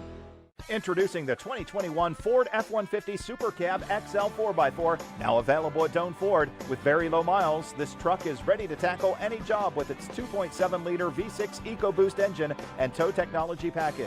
Enjoy a stylish look with the chrome appearance package and stay safe on the road with Ford Copilot 360 2.0 and auto high beam headlamps. Price to sell, it's an unbeatable deal. Don't miss out. Call Doane Ford 740-782-1965 or visit DoaneFord.com today. We are back at the start of the second quarter. Cohen Davis to kick off for the Electrics. And by the way, while we have just a second, big shout out to the athletic director here at Crooksville, Mike Fulkerson. beautiful facility, great hospitality, first-class operation. So, again, our appreciation to the AD, Mike Fulkerson, and the entire press box crew here at Philo. When we got here, it was pouring rain, but, hey, he's gotten us through, and it's a beautiful night for football. And, again, our thanks to the folks here at Crooksville for a nice night. So, Cohen Davis set to kick off for the Electrics, and some work to do for Crooksville. Big kick. It will be sailing into the end zone, so Crooksville will have it coming out after the touchback. And Todd, for Crooksville, you got to get something going because offensively you were under 100 yards of total offense in that first half. Yeah, so when you come into a game, typically your first 5-10 plays are scripted based off of the matchups that you liked heading into the game. And so that opening drive, Crooksville was able to move it and score a touchdown. And so now you're coming out of the locker room, the coaches had a chance to talk to the players and see what they feel comfortable with and what they're confident with. Interesting, the first few play calls are going to be interesting here. These are going to be the plays that Crooksville feels good about here. First and 10 for the Electrics. They're at their own 20-yard line after the touchback. Hill will hand off, and no running room that time for Potter. He's forced out of bounds, and there may be a late hit going against the Electrics. Mental mistake there for the late hit. Like Talon Bailey there, playing outside linebacker, beat the block, and strung that thing even more outside, and the rest of his cohorts were out there to make the play. So that's going to be a personal foul going against the Electrics. That will be their fourth penalty of the football game. That will set up an automatic first down for the Crooksville Ceramics. First and 10, so that's perhaps the break they needed. They will have it officially at their own 36-yard line, will the Ceramics. Just beginning the third quarter. Glad to have you aboard here on NASH ICON, part of the ABC Communications Network. Hill has been pretty much on the ground to the running backs and not keeping it himself, and that goes straight up the middle to Harvey, Eli Harvey that time, and he gets maybe 1 yard on the carry. This Philo defensive front's really playing well against the run. You've got Braylon Bernard, defensive tackle, and Dakota Kinney, defensive tackle. Both of those guys really good at the point of attack on that play, beat the block, and made the play for a short gain.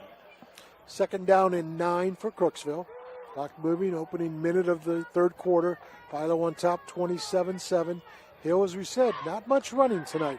He will throw long, got a completion, got a first down into Philo territory.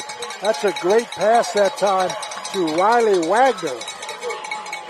Nice play call there. You've kind of lulled the defensive sleep, and then you hit the quick pop pass there, and a nice ball thrown by Brayson Hill for the completion on the first down. 17-yard pickup from Brayson Hill to Riley Wagner. And that sets up the first down for the Ceramics at the Philo 42-yard line. And as Todd mentioned, nice ball right over the middle by Brayson Hill. He's 4 of 8 for 32 yards. He will throw again, coming out of the backfield. And a gain of 4 or 5. And so just a little bit ago, talked about how these first few play calls by the Crooksville staff are big here to begin the second half. You like the easy completions they've created. You assume they had talked to Brayson Hill at halftime. This is what he felt comfortable with, and they came out with this. You really like the good positive drive to begin the third quarter here for Crooksville. That pass was complete to Eli Harvey for 5 yards. So second down and 5. Ceramics coming out throwing the football. This time they'll run it, and nowhere to go as Philo does a great job of stuffing the line of scrimmage. And Harvey again on the carry, and he will lose a couple. Defensive tackle Dakota Kinney's having a really nice game for Philo tonight. Made another play there, beat his block, worked his way down the line of scrimmage and got the tackle for loss. 3rd and 9 for the Ceramics. 9:55 to go, third quarter. Philo on top of Crooksville.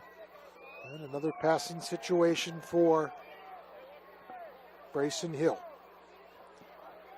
He is in the shotgun. He is back to pass. He will throw out of the backfield. Philo says no way, as that is going to be a loss. And that just went nowhere, Todd, as Philo knew that was coming. They did, and when you want to hit a play on the perimeter like that, your receivers have to make and sustain their blocks, and Crooksville wasn't able to there. Once again, Talon Bailey, we've called his name a lot. Really good player on the perimeter for Philo, made the play there. That pass was to Wagner, and it ended up losing 4 yards, so Brady Cottrell on to punt the football. Line of scrimmage to Philo 47. Nice kick that time. And Talon Preston will let it settle down inside the 18-yard line. So a nice 41-yard punt that time by Brady Cottrell, and that pins Philo back. So the Electrics in control at 8:58 of the third quarter. We'll get the football for the second half.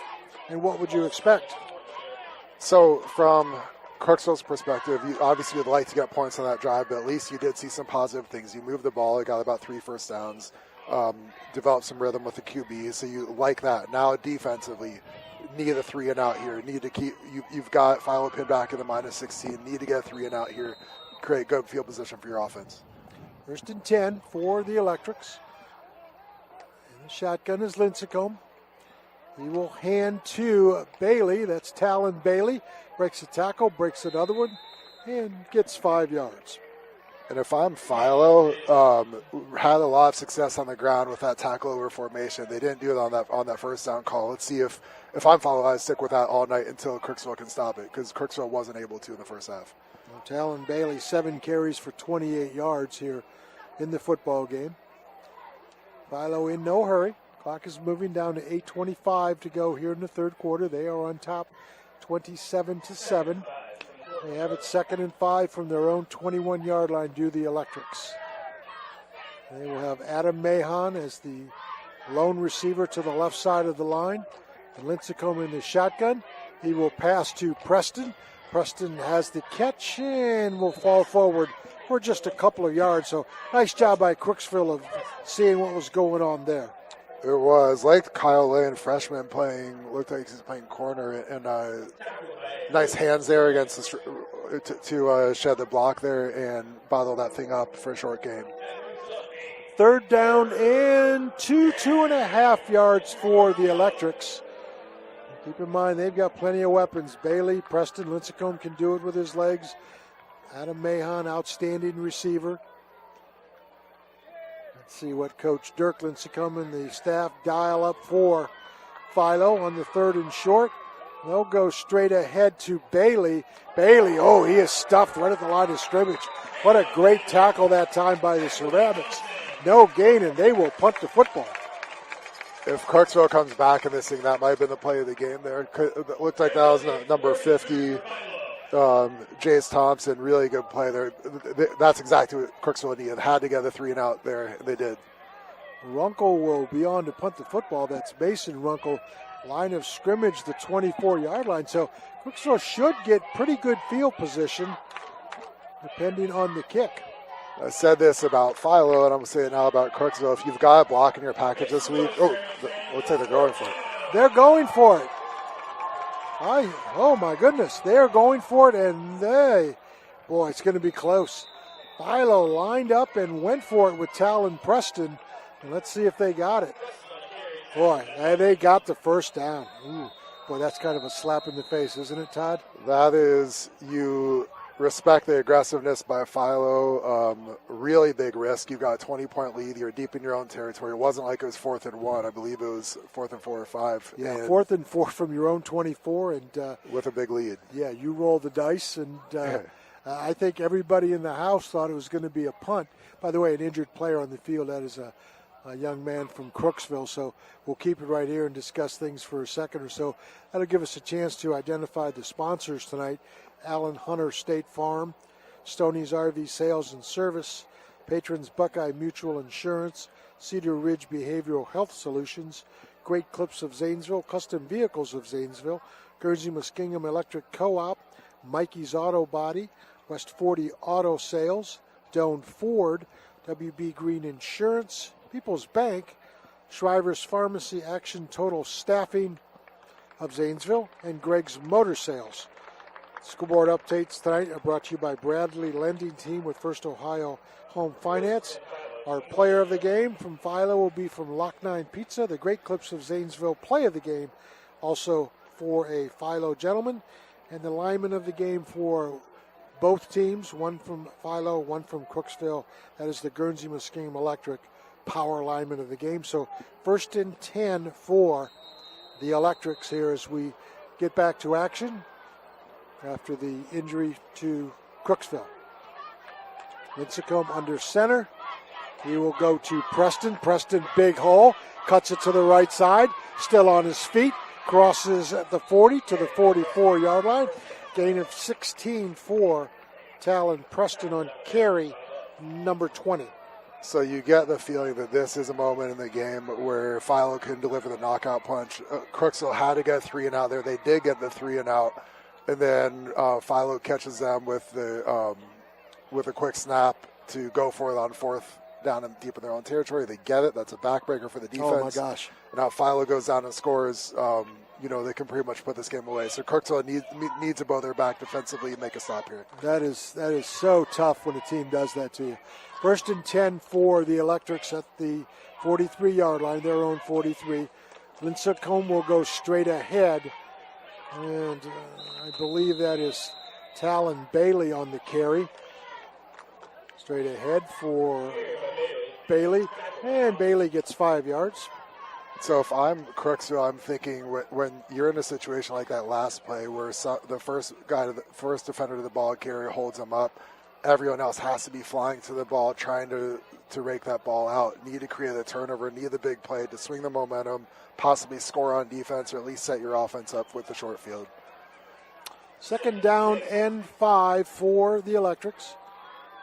Bailey and Preston in the backfield in the eye. Lincecum under center. Mahon, the lone wideout. It's going to be Preston. He is close to another first down as Talon Preston. And I think he's going to be just short. So 3rd and short here, Crooksville, you have to be thinking QB sneak. That has been Philo's go-to play on 3rd and 4th and short. Have to be prepared for the QB sneak. Hopefully at the halftime break, they're able to make some adjustments so they can make a stop. You need to bring guys off the edge so if it gets bottled up, someone can make a tackle. I respect what you're saying, but when you look at the two lines, Philo's so much bigger up front offensively. 3rd down and 1 for the Electrics. Lincecum will pass. He's got a man. It's going to be Mahon. He has the catch, and it's going to be a first down all the way down to the 20-yard line. And Mahon shaken up a little bit. That's a 31-yard strike to Mahon from Jack Lincecum. What a great ball that was, too. Nice ball, nice play call on 3rd and short. You're thinking you need to stop the run, and then they throw it deep. Really nice catch for Aiden Mahon. And then on top of that, if I'm a Philo player, I love playing for this coaching staff. You've got a coaching staff, they take timeouts aggressively at the end of the first half. 4th down in your own territory, you go for it, and then third and 1, you throw a deep ball. Like, you as a player, you love a coach that believes in you and wants to make a big play at all times, and that's fun to play for someone like that. Well, Mahon shaken up. We've had several injuries tonight in this football game, and a lot of guys shaken up. Fortunately, all to this point have been able to get off the field on their own. So hopefully the same thing for Adam Mahon. Great ball by Lincecum and a really excellent catch by Mahon. And this Philo team, keep in mind, if they go on to win this game, they've put together a nice little streak. However, coming up for the Electrics, they have Sheridan, John Glenn, and Tri-Valley. I'm not sure which order they're in, but that's a lot. It is, and you like, from a Philo perspective, so you come into the game on a winning streak, then you take several big punches early in this game from Crooksville, and there was no panic, nothing out of the ordinary for Philo. Those guys kept their poise as a team. They stayed together, and then they responded, and it's been methodical ever since then in Philo's favor. So hopefully Mahon is okay here, like you were saying. Really impressed with Philo in all three phases tonight, though. All right, so Adam Mahon still receiving some medical attention on the field. We'll step aside. We'll come back in 60 seconds, so stay with us. Philo is leading 27-7 back in 60. There's something about a fresh haircut from the friendly, skilled stylists at Great Clips that just makes life, well, greater. The sun shines brighter. Your step feels springier. Even your jokes are funnier. And the best part? When you use Great Clips online check-in, you can get in for a haircut without having to rearrange your day or your budget. Download the app today and start feeling that much greater in just a few taps. Great Clips. It's gonna be great.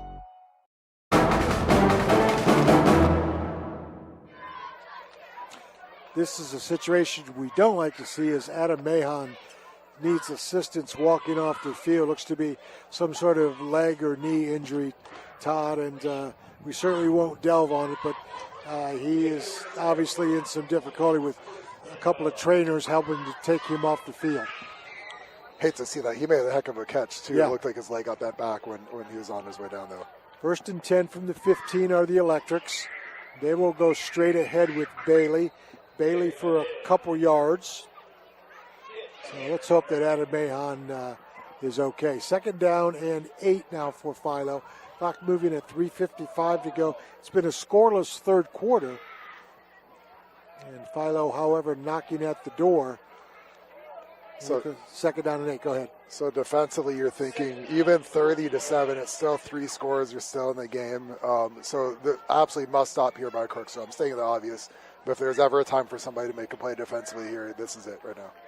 2nd down for the Electrics. Lincecum under center. Preston the deep back. He will have it. Scoots to the left side. Now back to the middle. Inside the 10 and then thrown backwards. So I think forward momentum will take him down to the 10-yard line. Gain of 6 on the play for Talon Preston. So here we go. We've got 3rd and 6. You have to be thinking read your keys defensively, have to get pressure on the passer if Philo does throw the ball. If they don't, have to get off the blocks and make a play and get off the field here. Well, also, I think it's going to be 4-down territory.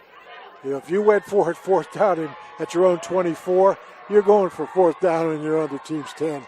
I think they would go for a field goal then, but you never know, though. 3rd down. It's going to be Lincecum rolling out to his left. He is in trouble and down. Oh, he finally gets it away. Boy, just as he was going down, he just threw it up for grabs in the end zone. And lucky it wasn't intercepted. So 4th down coming for Philo, and they will have a decision to make. As well as Philo has played tonight, that was one of the worst decisions. Not a good decision by Lincecum there.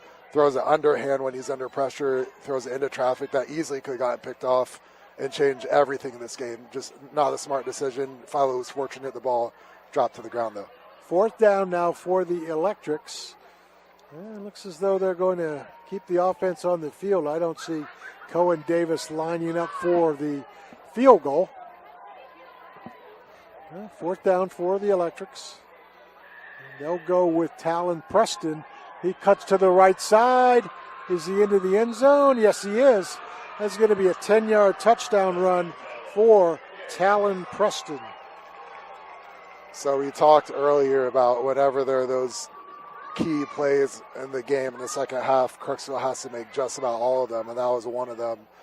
And you have 4th and 6 defense, and defensively, you're actually excited that the offense is going to go for it there, because then you're not going to give up 3 points if you get stopped, and you aren't able to get the stop. That's a backbreaker there for Crooksville.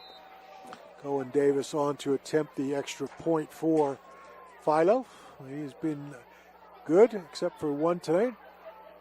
And that boot is on the way, and it is good. So the Electrics extend the lead now, 33, make it 34-7 in favor of Philo. And some discussion on the field. I'm just wondering, I don't see a penalty flag, so have they ruled that extra point no good? It looked like Crooksville might hit the snapper before. I think it's so on that's Crooksville. the discussion. Yeah, they're offside. So they are going to, in fact, refuse the penalty, the Electric. So they'll take the extra point. So officially now it is 34-7 with 2:20 to go here in the third quarter. And for Crooksville, we keep saying it, you got to get something going. But the problem when you're not really a passing, extended the field team, you depend on the run, and your running game just hasn't been there tonight. It's pretty tough to go out of character and start throwing the ball every down, is it not? It is, and we've talked about it here and there. The one thing that comes to mind is possibly getting Brayson Hill involved more in the running game, and because Crooksville, he's an excellent runner, right? And Crooksville's offensive line is not winning the battle up front. Philo definitely has an advantage there on that side of the ball, and so and Crooksville isn't built to throw the ball and come from behind like this. So what do? You've got the kickoff coming up here. If you've got a reverse in the return that's in your package or something like that, this would be a good time to show it. Maybe you pop a big one. You're kind of grasping for straws right now, but that would be an option to try right now. By the way, they're going to put the penalty on the kickoff, the one against the Ceramics. So that will mean the kickoff for Philo will be on the 45-yard line of Crooksville. And I'm going to go out on a limb and say this one's going into the end zone. It's a big lead. Do you want to show an onside kick just for future opponents after practice against? Obviously, for game situation, it's not necessary, but to show it on film for future opponents. You're brutal. Onside kick.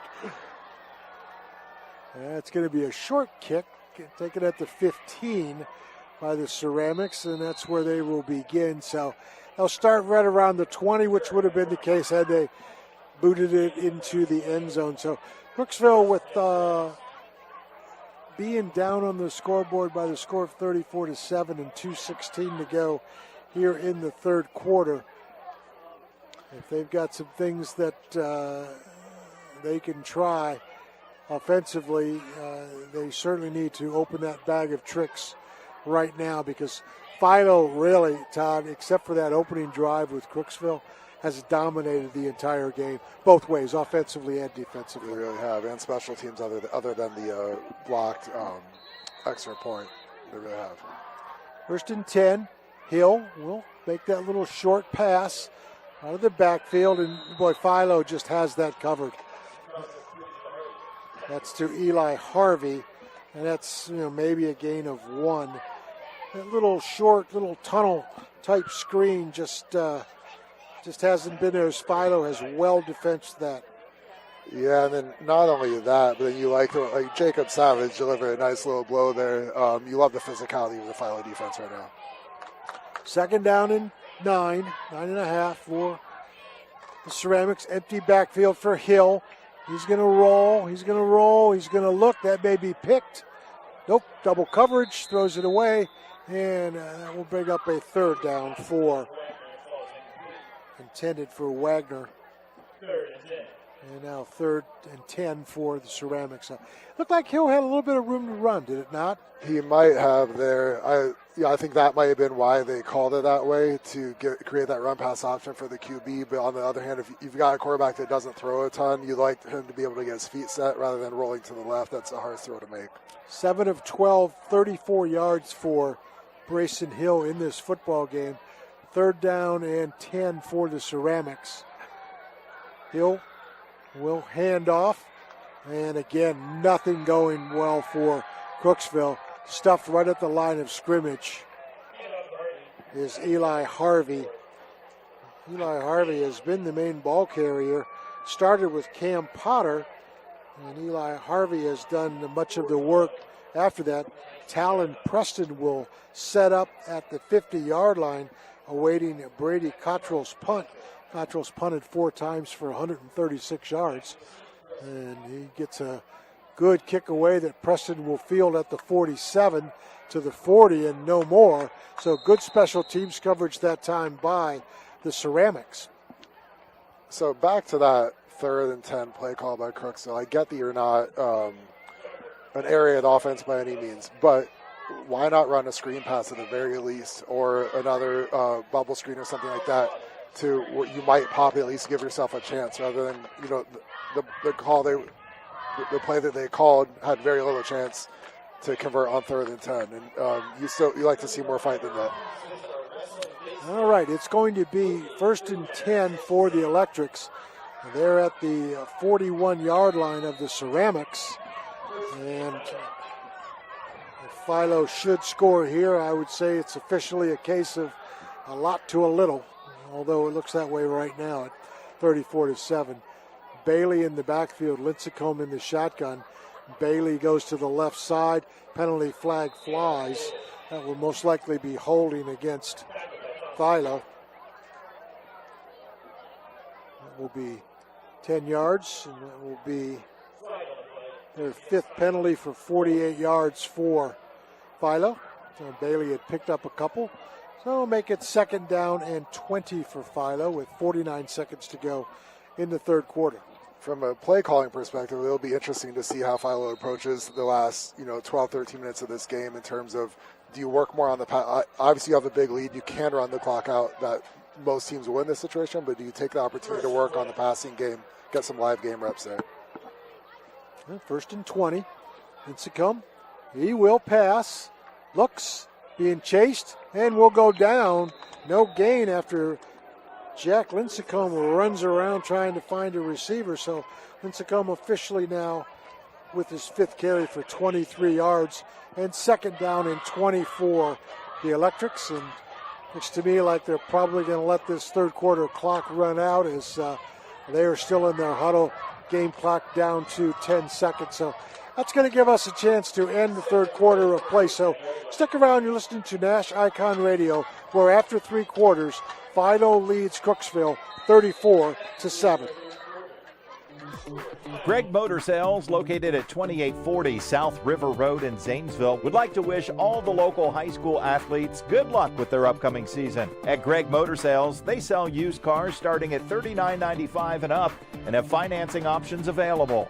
If you're looking for your next affordable and reliable car, give Greg Motor Sales a call at 740-454-7060 or visit their website, gregsmotorsales.net.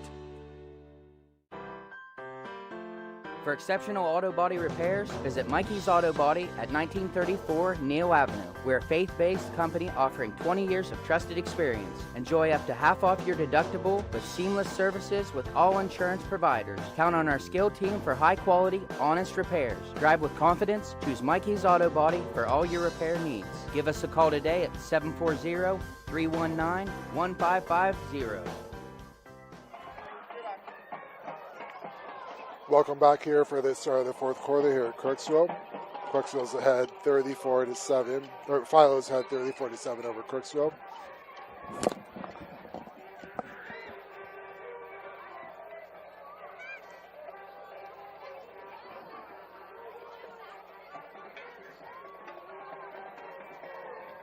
We are back for the 4th quarter as it's Philo 34 and Crooksville 7.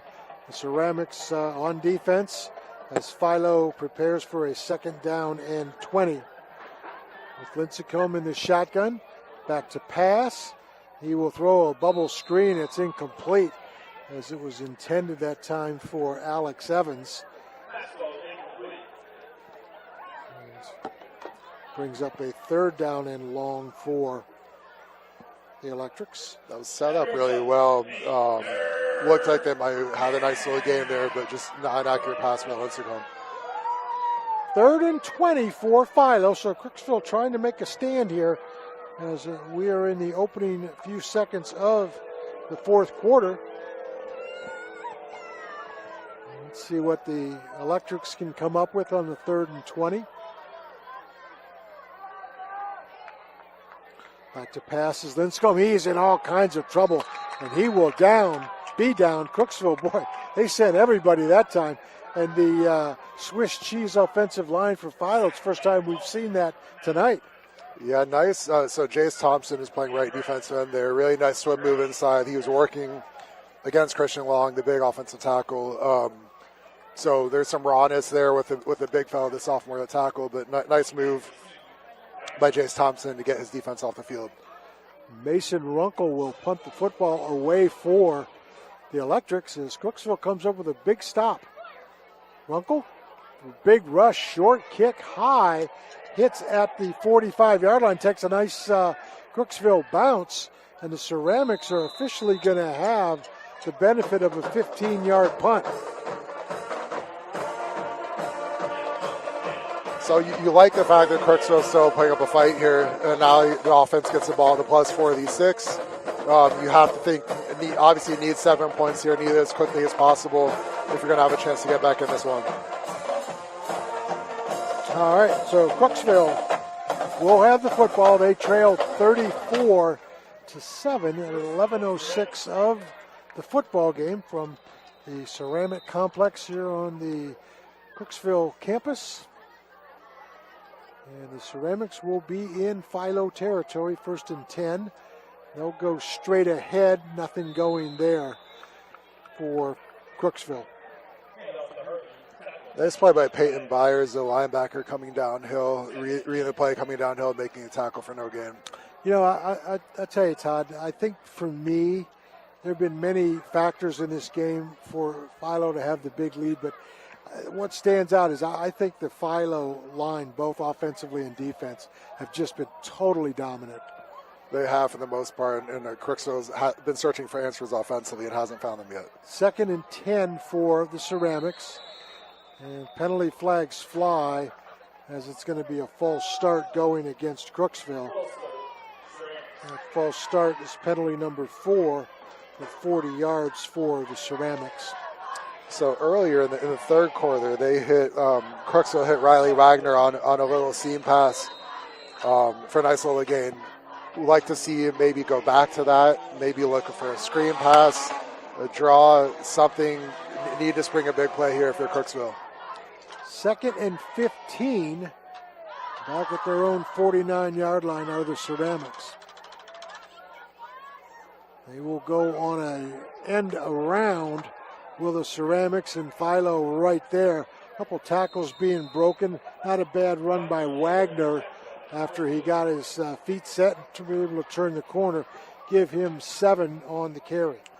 Like the play call there, they're obviously you're having trouble running between the tackles against this Philo defense because they're really good up front, and so they're winning the battle up front, and so have to be able to stretch them side to side and hope you can find something, and Wagner did that on that play. 3rd down and 8 now for Crooksville. Line of scrimmage, the Philo 43, 9:30 to go, 4th quarter. Philo on top, 34-7. Here come the Electrics. All kinds of pressure. Oh, that's going to be picked. That is going to be picked off by the Electrics all the way down the sideline to the 27-yard line. With the interception is Hunter Hoffer for Philo. So that was actually a great play call by Crooksville. That screen pass was wide open. If they hit that, Bryson Hill just threw a bad pass there. If that screen was wide open, if he puts a good ball on him, he's probably still running. That was a really good play call, just disappointing that Crooksville wasn't able to execute, but credit to Philo for capitalizing on the mistake. So Philo with the football back in great field position as it's going to be 1st and 10 for the Electrics. And that pretty much sums up the frustration tonight for Crooksville, does it not, Todd? Every time they needed something to get going, something negative happened, whether it was a great play by Philo or just something that didn't go right for Crooksville. It's just been one of those nights for the Ceramics. It really has, and that one right there is disappointing. Your offense gets the ball with a short field, and it looks like you were backed up in the second and 15, then you have a nice 7-yard gain, and then your coaching staff dials up the perfect play call where you could have made a big play, and then it ends up being an interception the other way. Just really, really deflating there. Philo has taken a timeout. It gives us an opportunity to mention that scoreboard updates tonight are brought to you by Bradley Lending Team with First Ohio Home Finance. Our player of the game from Philo will be courtesy of Lock 9 Pizza. Our Great Clips play of the game will also be presented to a Philo player. And both teams will be the recipient of the Guernsey-Muskingum Electric Power Lineman of the game. And we've been keeping track of that. Todd Worley's been our main man on that. So those awards will be given after the game, and we'll also ID our sponsors here before we get going too late in the game, and we want to thank all of those. We'll get to them here again in just a few minutes. First and 10 for the Electrics at the 32-yard line, and they will go straight ahead, this time with a new running back in the game. That is Slade Sprankle. Slade Sprankle with his first carry of the game. Wyatt Tysinger also in at quarterback. So Slade Sprankle relieves Talon Preston, and Sprankle gets 5 yards. Looks like Philo took Christian Long out of the big offensive tackle. It didn't seem like he got hurt, so I wonder if this is just a matter of getting some other guys some reps with a big lead in the fourth quarter. 2nd and 5 for the Electrics at 8:40 of the third quarter. They'll go again with Sprankle. Sprankle has the first down. Penalty flags fly. So Sprankle gets 7. And I've got a feeling that this is coming back a little bit. No indication yet by the officials as to what the penalty might be. They're taking their time, kind of walking over to the referee saying, okay, this is what I got. So you talk about the culture of a team, of a program. Philo's up 34-7. And one of these guys is not listed on our roster, but number 66, offensive lineman, and number 77, Mason Runkle, the offensive tackle, had a double team on the linebacker. They drove him all the way back into the end zone in a game that's likely already decided. Just love their approach to the game, love that nasty streak those guys have, and how they just want to be excellent on every play. That's impressive. So they say no penalty, so make it 2nd down. No 3rd down. Okay, the official or the yard markers getting themselves together across the far sideline, and I think they're still trying to get the things sorted out. So make it 1st down after the run by Sprankle. 1st and 10 at the Crooksville 18-yard line. 8:29 to go here in the fourth quarter. And 34-7, Philo leads. Tysinger under trouble, gets it over to Sprankle. Sprankle will get back to the line of scrimmage on that play, and no more. Penalty flag flies. So impressive pocket presence there by Tysinger. Jacob Hammer, and I couldn't catch the jersey number of the other guy, but two defensive players, including Jacob Hammer for Crooksville, came off the edge unblocked, and Tysinger felt that, was able to get rid of it for a positive gain. Nice play. Well, all of a sudden, the flags and laundry are just flying all over the place. So make it 2nd down, and let's see. I think they're going to call that on Crooksville. I think they're going to call a personal foul against Crooksville.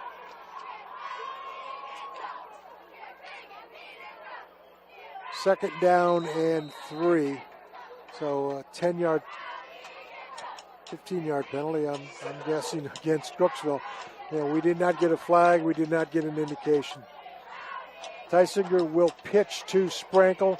Sprankle across the right side inside the 10-yard line to the 8-yard line. Goes Slade Sprankle. These jersey numbers, we really like the look of the Crooksville jerseys tonight. Really tough to tell the numbers on some of these guys, but it's camo night. Let's say it, camo night. So the camo jerseys with the black numerals are tough, especially for us older guys. But nice play on the perimeter there to get off of a block and make the tackle there for Crooksville. Just couldn't tell who that player was. 7:40 to go in the fourth quarter. 3rd down and 3 for the Electrics. That's Wyatt Tysinger in the shotgun. He's going to pass, and that is intended for Sprankle and not there. It looks like, trying to catch a jersey number,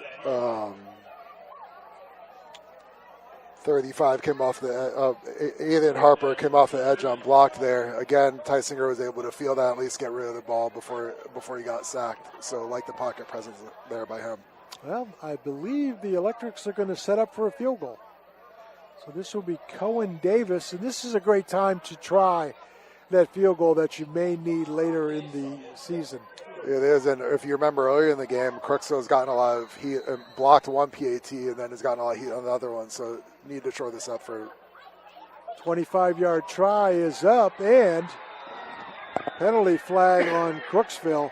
I think they're going to decline this maybe, and that's going to, he got hammered on the extra or the field goal try against Crooksville, and I guess they're going to put that on the ensuing kickoff. So Cohen Davis officially with a 25-yard field goal here in the fourth quarter at the 7:26 mark of the football game.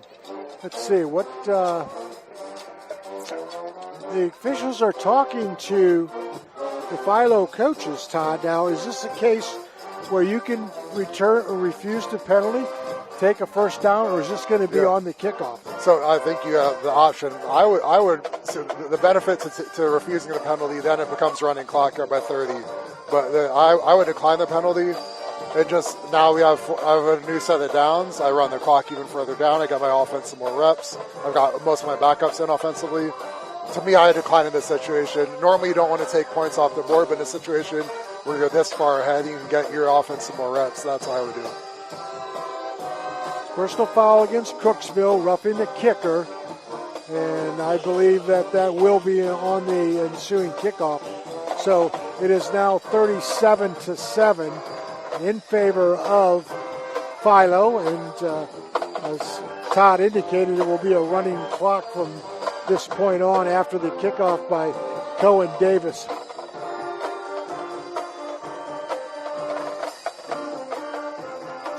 And for Crooksville, we keep hoping and thinking that they can just put together a drive. They're not going to win the game, but put together a drive for some confidence for the Ceramics. This has been a difficult loss. They're having a good season at 4-1, but this really is setting them back. It is. I think you come into the game as with a 4-1 record with a big one at home. You start off really fast, and then it just starts to slip away from you slowly but surely. And so, yeah, like you said, if you're Crooksville, you'd love to just find something to feel good about here in these last 7.5 minutes to where you can hang your hat on and move forward in the next week. Well, Davis will kick off, and he will bang it into the end zone, and Crooksville will take over at their 20. And that's where the Ceramics will have it. First and 10 with the clock now moving down to 7 minutes to go here in the football game. So, in this situation, if you're Crooksville, you're going to lose the game, obviously. To me, I know you're built to run the ball, but why not take advantage to get as many live game reps passing the ball as possible? This is, right now, I'm not in hopes to win the game, but just in hopes to develop in the passing game, both in pass protection and your QBs and receivers. I'm throwing the ball almost every play for the rest of the game offensively if I'm Crooksville. All right, so the Ceramics have it first and 10 at their own 20-yard line, clock under 7 minutes to go here in the football game. They trail 37-7 due to Ceramics. They are late getting a player onto the field, and let's see if they can beat the play count. They will try to turn the corner to the right side, and a gain of about 6 by Eli Harvey for the Ceramics. So I know on one hand, when you're down by this much, you don't want anyone to get hurt. There is an interest in getting out of here as soon as possible, just to stay as healthy as you can moving into next week. But there's nothing to lose right now to work on your passing game. You're already going to lose the game. Why not get some more live game reps? Grayson Hill and the guys will face a second down and 2. It will be Harvey up the middle, and he is stuffed at the line of scrimmage and will be thrown backwards. Boy, it has been that kind of a night for Crooksville. It's going to be third down and probably closer to 3 or 4. That was Corrigan Goldine there with the play by Philo. And you like this Philo program, like it's not just the star players, it's backups here now, and these guys are physical and nasty, and that's what football's about, man. Football, one of my old coaches always said, football is an organized street fight. They put the ball out there for the parents, and I love Philo's approach to the game. 3rd down and long for the Ceramics. They will run it again, and again, no running room for Crooksville and Eli Harvey. And he will probably lose a yard or two, will Eli Harvey. And another punting situation for Brody Cottrell and the Ceramics. With 4:50 to go here in the football game. So again, like we said, we would have liked Crooksville there to move the ball a little bit and create some confidence and momentum moving in next week offensively. Cottrell, high snap, he handles it. Kick on the way is a good one. Nice high kick. Fair catch by the Electrics. And they will set up at their own 35-yard line, will Crooksville. And I would anticipate a probably all second-teamers in now for Philo at this point. Would you say, Todd? I think most of them have been, and if anyone's who aren't in yet, they're going to be in right now. And then now, especially with the running clock and a big lead, now from Philo's perspective, you're trying to get out of here as soon as possible. All right, so Philo in no hurry. Clock at 4 minutes to go here in the game. They are on top, 37-7. Philo will improve, as Crooksville will be 4-2. As will the Electrics. They will, in a few minutes, have won their 4th consecutive game. That is Tysinger in the shotgun. And he will pass to an open receiver. That is a catch, and a penalty flag flies. And that catch was made by Hunter Hoffer. So Hunter Hoffer has his first reception. So I think penalties are going to bring this back, however. So back to this Philo program. So they're about to win their 4th straight, like you said. They've got this swagger about them. They came in here, took a nice punch from Crooksville to begin the game, and did not flinch, though. Kept believing, stayed together, and just started to execute in all 3 phases and just started to pull away. You hope Aiden Mahan moving forward is going to be healthy for next week. We don't know the status of his injury, but you like the talent this team has and the mentality they approach the game with. 1st and 20 for Philo. They will run the football straight ahead. Good running room and a break. Down to the 47, all the way to midfield is Sprankle. Excellent run that time of 26 yards. So Miles Ayers is listed, he's a left tackle listed at 5'6", 205. He's a backup, obviously, but really came off the ball well and has that low center of gravity and creates some serious displacement on that play to open up the hole for the running back.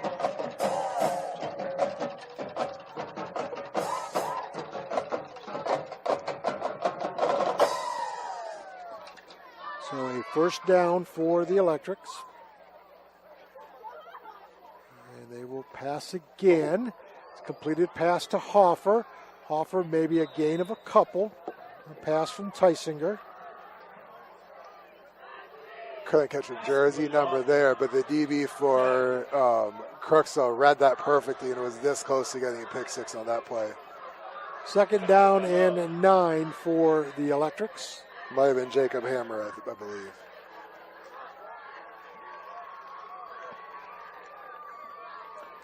Philo goes to the line of scrimmage. Ball right at the 50-yard line with 1:25 to go in this one. Electric's going to leave town with a victory. Nowhere to go as Crooksville understands that it's going to be a running game at this point, and Slade Sprankle maybe will lose a couple on that one. Clock now down to 1 minute and a 3rd down play for Philo. You know, I'm thinking with the running clock, I'd probably go for it on 4th down, wouldn't you? If it gets to 4th down, that would be the last play of the game, I believe. Yeah. So, yeah, why not? So it's 3rd down and 12. I mean, they could pretty much have a running play or take a knee here and then just go for it on 4th down and run the clock out. It's going to be Sprankle again. And back to the line of scrimmage. And we talked about Philo's team culture, talk about Crooksville out here. Obviously the game's over, but you still got a lot of starters in on defense, and they're playing for pride right now. And you like the fact they got 2 nice stops there to end the game. Just something like very small, but small victories there to possibly build on. That is going to end the football game as the Philo Electrics come to Crooksville, and they are able to dominate this football game pretty much after the first scoring drive by Crooksville, where they went on top 7-0. And after that, it was all Philo Electrics, and a well-deserved victory. And for Crooksville, with some work to do, they had some good moments, but I said earlier, Todd, I really thought big keys of the game were really the dominance on both sides of the line by the Philo Electric guys up front both ways. That was key, yes. And because of that, there was such a small margin for error for Crooksville tonight. So in every defining moment, they had to make a play in those moments. And it seemed like every time they had an opportunity to do so, Philo was the one that made the play instead of Crooksville. And this game could have been a lot closer if Crooksville had made some of those, but they didn't. And so there you go, 37-7 final score. All right, so we are going to step aside and tally up some numbers and some other kinds of stats information. When we come back, we'll wrap it up, but at this point we can tell you it was 37-7, Philo over Crooksville. We'll be back in just a couple. Greg Motor Sales, located at 2840 South River Road in Zanesville, would like to wish all the local high school athletes good luck with their upcoming season. At Greg Motor Sales, they sell used cars starting at $39.95 and up and have financing options available. If you're looking for your next affordable and reliable car, give Greg Motor Sales a call at 740-454-7060 or visit their website, gregsmotorsales.net. For exceptional auto body repairs, visit Mikey's Auto Body at 1934 Neal Avenue. We're a faith-based company offering 20 years of trusted experience. Enjoy up to half off your deductible with seamless services with all insurance providers. Count on our skilled team for high-quality, honest repairs. Drive with confidence. Choose Mikey's Auto Body for all your repair needs. Give us a call today at 740-319-1550. At People's Bank, we're more than just a bank. As a community bank, we are committed to where we work and live, giving back to the organizations you care about through sponsorships, donations, and volunteer hours. When you bank with People's, you're not just a client, you're part of a community of neighbors helping neighbors. People's Bank, working together, building success. Member FDIC. Visit us at pebo.com. Shriver's Pharmacy is a proud supporter of Ohio high school sports, wishing all area athletes, coaches, and parents a healthy and successful season. When you play, play with heart.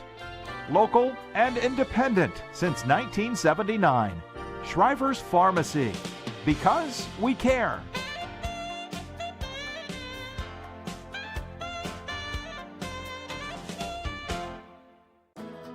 Looking for reliable insurance that fits your life? Look no further than Allen Hunter State Farm in Cambridge, Ohio. From auto to home to life insurance, we offer a range of options tailored to your needs. With our friendly, knowledgeable team, you'll get the protection and peace of mind you deserve. We're dedicated to being there for you, just like a good neighbor should. Call Allen Hunter State Farm today and discover how we can help you safeguard your future. Call 740-439-5385. Like a good neighbor, State Farm is there. Attention RV enthusiasts. Stoney's RV is having a model year closeout. Save thousands on your dream RV. Don't wait, now's the perfect time to get into their winterization schedule and ensure your RV is ready for the colder months ahead. As a full-service dealership, they've got you covered from sales to maintenance. Need propane? Stoney's has a fill station on site. Plus, check out Stoney's massive parts and accessory store, the largest in the area. Visit Stoney's RV today and drive away with incredible savings. I was sitting in my car and it wouldn't start. I lifted the hood and the engine was falling apart. What would I do? my eyes filled with tears. Then on the radio, I heard of West 40 by Pay here, where for a little money down and a little each week, I could have a car, nice, shiny, and sleek. So I walked in the door and I put the money down. Now I got a nice car that I can drive around. West 40 by Pay here will help rebuild your credit. The corner of Dewey and Route 40 in Cambridge, don't you forget it. West 40 Auto Sales, corner of Route 40 and Dewey Avenue in Cambridge, is home of the guaranteed credit approval, with most loans approved while you wait. Go to their website to fill out an online loan application, west40autosales.com. You'll also find their weekly special listed there.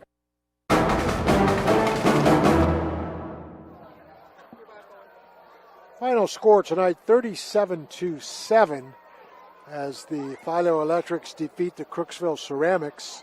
Crooksville took the opening drive, Todd, and went on a nice drive, but scored, went up 7-0, and looked like it might be a pretty good night for the Ceramics, but after that it was all Philo.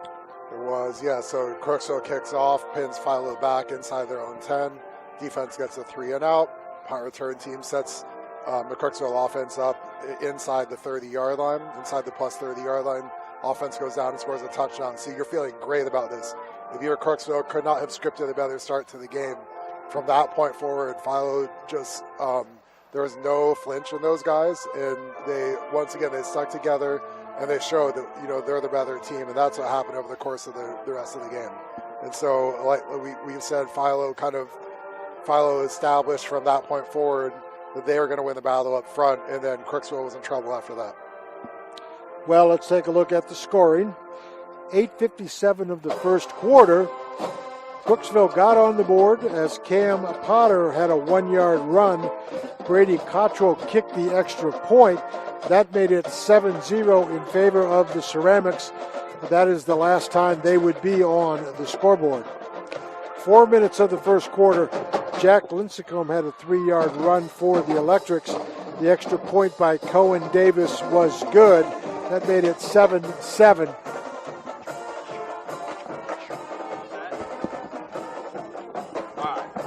And after that, Philo really took command in the second quarter. 10:37, Wyatt Tysinger had a 2-yard run. The extra point by Cohen Davis made it 14-7. 8:47 of the second quarter, Talon Preston on an 11-yard run. Again, the extra point by Cohen Davis was good. It was 21-7. And then the scoring ended in the second quarter as Jack Lincecum had a 3-yard run at the 1:18 mark. The extra point was blocked for the Electrics. Only one touchdown in the third quarter. That was by Talon Preston on a 10-yard run. Cohen Davis kicked the extra point at the 2:20 mark. And then 7:26 of the fourth quarter, Cohen Davis had a 25-yard field goal for the Electrics. That rounded it out to 37-7 was the final margin.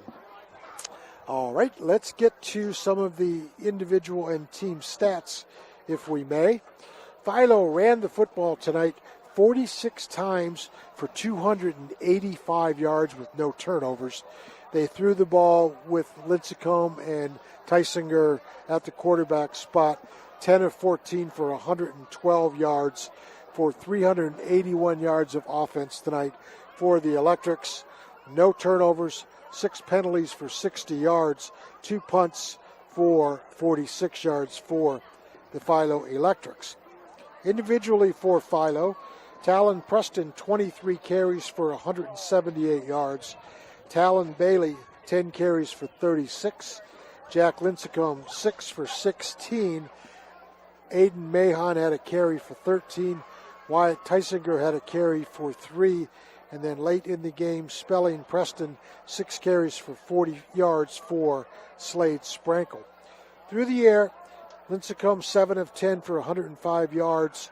Wyatt Tysinger 3 of 4 for 7 yards.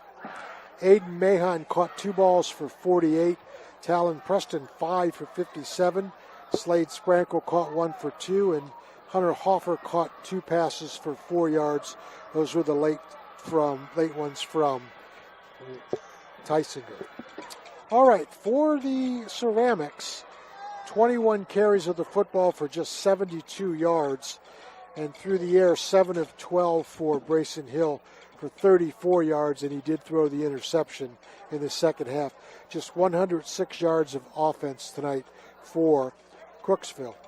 On the ground, Cam Potter, 8 carries for 28 yards. Eli Harvey had 9 carries for 10. Riley Wagner, 2 carries for 14. Brayson Hill, 2 carries for 20. Through the air, as we mentioned, Brayson Hill, 7 of 12 for the 34 yards and the pick. Eli Harvey had a couple of catches for 6 yards. Cam Potter, a catch for 5. Riley Wagner had 3 catches for 22 yards for Crooksville. Punting department tonight for Crooksville. They punted the football 5 times for 168 yards. They were penalized 5 times for 55 yards. All right. That is going to do it from this end. But before we go, we want to remind you that our list of great sponsors needs to be stated one more time, just because we appreciate them and all the things they do for us. That's Greg's Motor Sales, Action Total Staffing from Zanesville, Shriver's Pharmacy, People's Bank, WB Green Insurance, Doan Ford, West 40 Auto Sales, Mikey's Auto Body, Guernsey Muskingum Electric Co-op, Custom Vehicles of Zanesville, Great Clips of Zanesville, Cedar Ridge Behavioral Health Solutions, Patrons Buckeye Mutual Insurance, Stoney's RV Sales and Service, Allen Hunter State Farm. All right, before we sign off again, a couple of awards. First, our Guernsey Muskingum Electric Power Lineman from Crooksville, according to our expert analyst, Todd Worley. He liked Hunter Hurst tonight for the Ceramics for his job, doing some dirty work in the trenches. And for Philo, we both agreed that Christian Long, number 76, the big tackle for Philo, just a sophomore, would be the Guernsey Muskingum Electric Power Lineman for his efforts tonight. And the radio station, ABC, will be in touch to make sure that those young men get their awards. Now for the scoreboard updates tonight, brought to you by Bradley Lending Team with First Ohio Home Finance. We thank them. And the play of the game, we had several big plays, but one of the plays we really liked was a second down strike from Jack Lincecum to Aiden Mahon for 31 yards. And that's what we're going to go for our Great Lips play of the game. Every time Philo had an opportunity every time Crooksville had an opportunity to make a play to swing the momentum, Philo would do it instead, and that was just another example of that. Really nice game overall by the Electrics tonight. And finally, our player of the game, brought to you by Lock 9 Pizza. That will be Talon Preston. Preston tonight over 200 yards of offense, running and catching the football. So that is going to do it from Crooksville, where tonight Philo upends Crooksville by the score of 37-7. We want to send out some thank yous to Mary Boyle, Brett Klein, of course, Todd Worley, and the great hospitality, the AD here at Crooksville, Mr. Mike Fulkerson. Always appreciate every time we come here. Does a great job. So, Brett Klein, again, thank you for being in control. We want to say goodnight. Have a great weekend. Final score, 37-7, Philo over Crooksville. Thanks for listening, everybody. We'll see you next week.